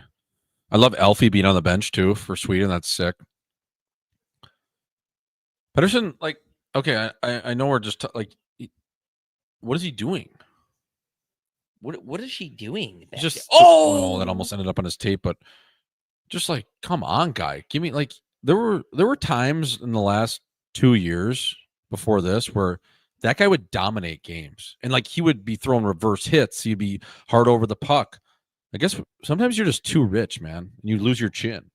Yeah, what is it? Is it like the money? Does he like go through a bad breakup? Like what happened? Like it could be anything, man. It could be anything, but yeah, I mean, anything can derail you, right? It's just life's about how you bounce back. I know this is a hockey podcast, but No, it really is. like it's like, how do you, like, dude? What else do you need, man? Like, Sean Strickland just lost that fight, and he was like, "Dude, I could sit here and list off excuses. I broke my arm, blah blah blah, but I'm gonna get back in that thing and fucking try my best. I'm not gonna give up." And I'm like, "Fuck yeah, dude." right? Because no one cares at the end of the day. No, Like they really don't. Nobody cares unless it's them. true. It is what it is, man. Life's selfish. You got to find good dudes and good skunks. It is true, man. I was just talking about on my show about like we got hooked up for the Waste Management. We got hooked up for the Nickelback concerts because I'm surrounded by good chins right now. It's a good thing. It's a good thing to be surrounded by good chins. If you're not surrounded by good chins, you need to get their chin away from your chin. Yeah. Or you're going to end up like their chin. Well, life's about energy. It is about energy. You know, it's about vibes. It's about energy. It's about whacking, man. Bro, when people with bad energy walk in the door, I could feel it like in my nipples. I actually feel I can feel it now. My nipples are still sore, man. They're chafing at an ungodly rate. Fuck. From what? 3 weeks ago. From that chick? Yeah. Oh my god, how hard did she pinch those things, dude? It's insane. Like scab. What? Yeah. She pinched. I know she grabbed your nipples, but that hard? This is 3 weeks later, dude. It's like they're like Who you fucking like a D1 softball player? How is she that she strong? was field hockey. Yeah. They got some grit to them. Anyways, this is a hockey show. We're going to OT here, folks. This is a hockey show. Someone said this show in chat is more entertaining than the game. Fucking rights, dude. Thanks for the message. Thanks for, and Swish already covered it, but thanks for bearing with us during this fucking thing, dude. We got a solid group of chins in here. You guys, man, I'm telling you right now, you guys have no idea. It's cool. We have 0 sponsors. We're in a living room. We have audio and video issues. But the fact that you guys are showing up, giving it your all in here for 2 hours and 43 fucking minutes, it means a lot. Yeah, we've been ripping the whole time. And this is old school. Yeah, This is dude. Day one hockey night Scottsdale like shit where we just go off the top. I'm gonna go until my voice goes, and that's what it used to be. And just recover the next day. It is what it is. We actually used to have problems with you, especially because you were like the announcer, so you talk more. Your voice would go from doing hockey night in Scottsdale with 25 people in the chat. I remember like, that's so nails. I remember when we did one of the biz. It was like our second one we did with them, and my voice like literally just went. Yeah. And I was a little bit sick. I was a little bit banged up, and I just had to sit out like the last 12 minutes of the game because I couldn't talk. And then for like 4 days, I legit couldn't talk. I remember. That was crazy. And we were just, that was when we didn't even have a pod yet. No. We were just doing games once a week, but we would talk through the whole fucking game. I know you just said it, so I'm being redundant. But you would talk out of the almost 3 hours. You would probably talk for, I would say it's like 2 to 1 because you're calling the game. And then like when something happens, I chime in. But your voice would get like shot. Like I said, there's like 19 people in the chat. Like, dude, that's just doing it for the love of the game. That is the love of the game. That's what it takes. That's why we do it. That's why I would still do that. We are the best hockey podcast in the world. In the world, it's man. not about the numbers. It's not about the money. It's about the people. There's Here no we way go, folks. There's no way this is. Oh my god, it is 10 minutes. Fuck, I got to fucking. Holy I forgot to tweet shit. it out. And We got overtime here, folks, as Gustav Forsling is behind his net. Gritty Marner. There's going to be a power play and someone's going to score. There's going to be a penalty. 10 minutes is too long for not to have a power play and OT. I'll say that. This is too long. Someone's going to get tired. Someone's going to take a hooking penalty. It's going to be too blatant not to call it, and that's what's going to happen. I know everything. Eriksson, literally, he's a good player, but he in that jersey for whatever reason he looks like a less skilled men's league version of Lars Eller. Yeah, I haven't really paid like he attention, looks but like weird in that jersey, and I just keep thinking of Lars Eller like with the long neck.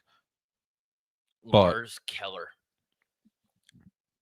I would get Brat out there. I know he was just out there, but Willie, Brat. Here we go. Here's Willie. Willie, Raymond, and Hedman. I don't mind this. Lucas Raymond, sneaky dude. I always forget he's a Swede. Yeah, he's albino black. Pretty sick. Oh my. Oh, that would have been a nice Oh, shit. dishy. Oh my god, buddy. Jesus. It's 3-on-3. Take your Yeah, time, I eh? don't know about that, man. I played a very shitty level of hockey, but I don't like forcing it right there. Oh my Oh god. my god. Oh my. When McKinnon gets going, do you think like even NHL defensemen are just like fuck? Oh yeah. I mean, he'll put you on rollerblades as soon as you say Jack Sparrow. Yep, he's fucking. I mean, McKinnon, like that. I don't even know if I'd want to be like. This is respectfully, of course, and this is the reason why I'm sitting here. But I don't even know if I'd want to be teammates with him. Like he's like judging you if you're not on the bike after. He's judging you if you're not drinking a protein shake. He's judging you what you're eating on the plane at all times. It's like if you walk down with a meatball sub onto a bird, and even though you don't have a game for 2 days, Yeah. like he's like he might like take that away from you. Like Actually, it's like Michael Finley when he took the beer away from Luka Doncic after their win. Like that is how I picture Nate McKinnon. Like he's like your nutritionist as your player on your own team. I know a guy that was in that Colorado locker room in it was like 2020, 2021, I think 2022. And he said it's like fucking it's strict.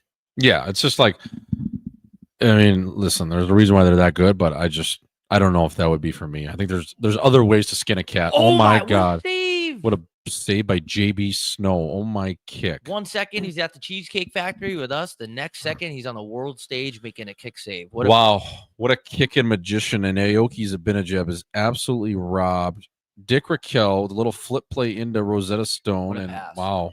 Oh, he just didn't get it. Still a good save, though. Yeah, definitely. I mean, he was there with the pad if he needed it. That was a cheeky pass by Dick Raquel, too. Trevor Fire Cheek. that fucking thing over. All right, who we got? McCarr, McKinnon, and McDavid. Like that is so insane. Like that is why. Like I've hated on this tournament in the past because it's a money grab, but this is why we watch right here. This is why we watch. Like McStevens and McCarr on the same ice doesn't even make sense. And McKinnon, like it's like, all right, dude, give it to McStevens. There we go.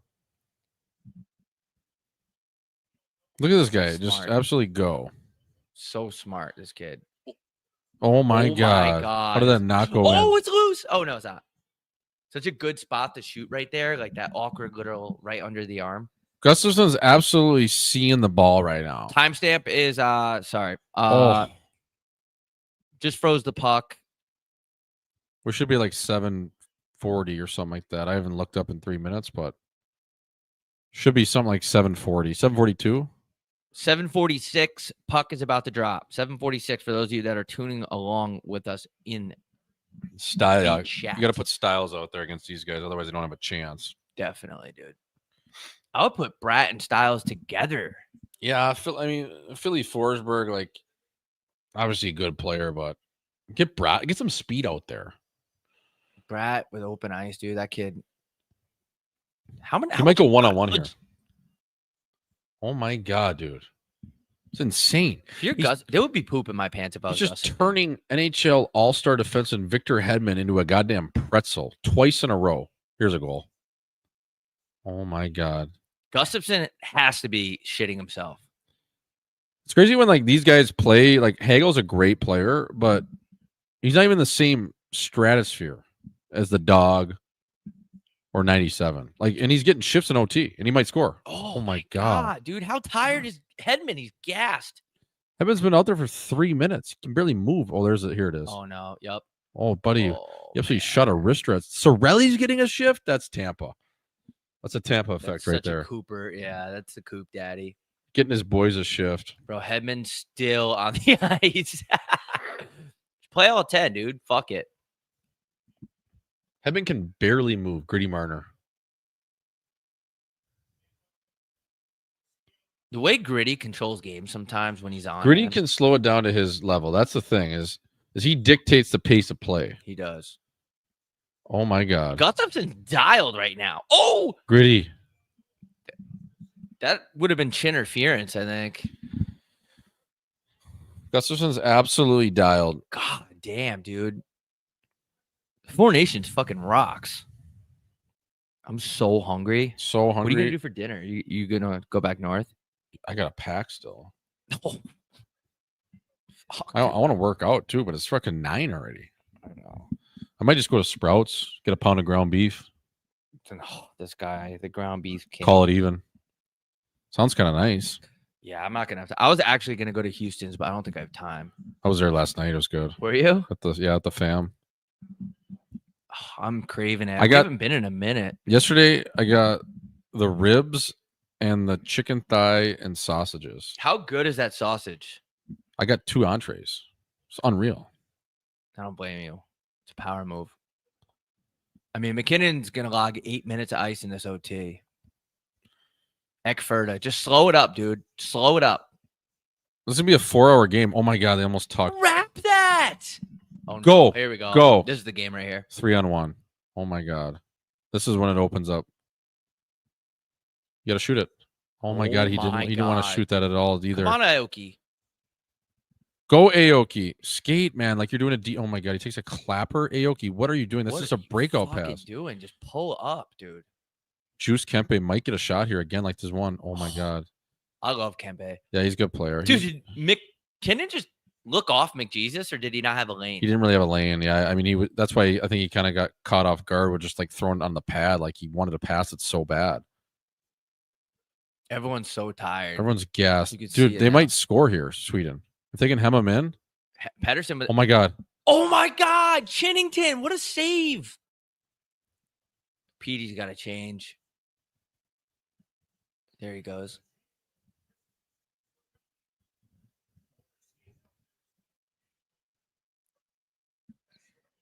Hagel's getting a decent amount of ice here, man. Like Stone, no shifts. Cooper just believing in his squad. Like you know? Stone, no shifts. I'm trying to think of Marchand. We haven't seen him. That's crazy. I would put him. You know what I mean? Like that's pretty nuts. Like we're seeing Sorelli and Hagel over. Connecting, no shift. Gritty Marner back out there. Oh my god, we got a 2-on-1. Gritty's defending. Oh my god, Styles fella. Go sit. How do you not have Marchand? Dude, Marchand's an OT legend. He is. Even though, the hips have been done a couple times, I'd have him out there. Gritty. Oh my Gritty. That was an absolute dart by Gritty. Wow, what a shot. Yeah. Gritty with a dart. Oh my god. What an absolute ass blast. Wow. Mitchie Marner absolutely just butt-tucked that goal. What a shot. When he shoots and he wants to shoot, he is such a snipe. Like, it's not that hard of a shot. Dude, he is so good. But it's Gritty Marner, dude. Yeah, I know he gets flack in the playoffs and everything, but fucking insane. Did Sig get another assist on this, by the way? Oh, yeah. 3 apples. How are you? Oh, my God. What a shot. A lot of shots through screens today. Look at this. Right through Carlson. Oh, man. Good shot. Just an absolute dart job. That, folks, right there is 17 on a dartboard. Good night, Jim Kite. Sayonara. Eric Carlson. That is a great shot. It's not even hard either. It's just a little flick of the wrist. Wow. Coverage you can't get anywhere else over here, folks. Hockey Night Scottsdale.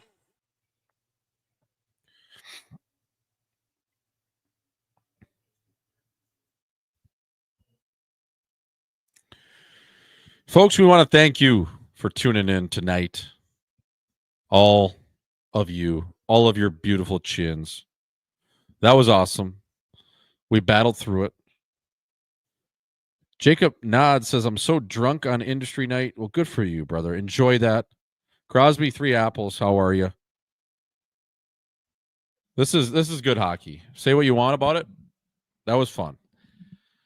Frank, the whole neighborhood knows you had a good time. Yo, chat. Thank you so much, man. A lot of people in here. This is by far the most people we ever had through a whole stream. We're doing this shit for over a year. This is fucking awesome. Someone said, Swish, I just got to say you're really, really good at commentary. Thanks, fella. I appreciate it. Bro. Should I buy nukes for my chick? Thank you. Connor Riley, yes, you should. And twice on Sundays, my friend. We had a great nuke segment. Go check that out on our Instagram. And thank you to all the good chins for tuning in. Folks, we'll be back tomorrow. Again, bright and early. Join tomorrow. 9 a.m., 9:30 a.m. Mountain Standard. Get at us then. We love you.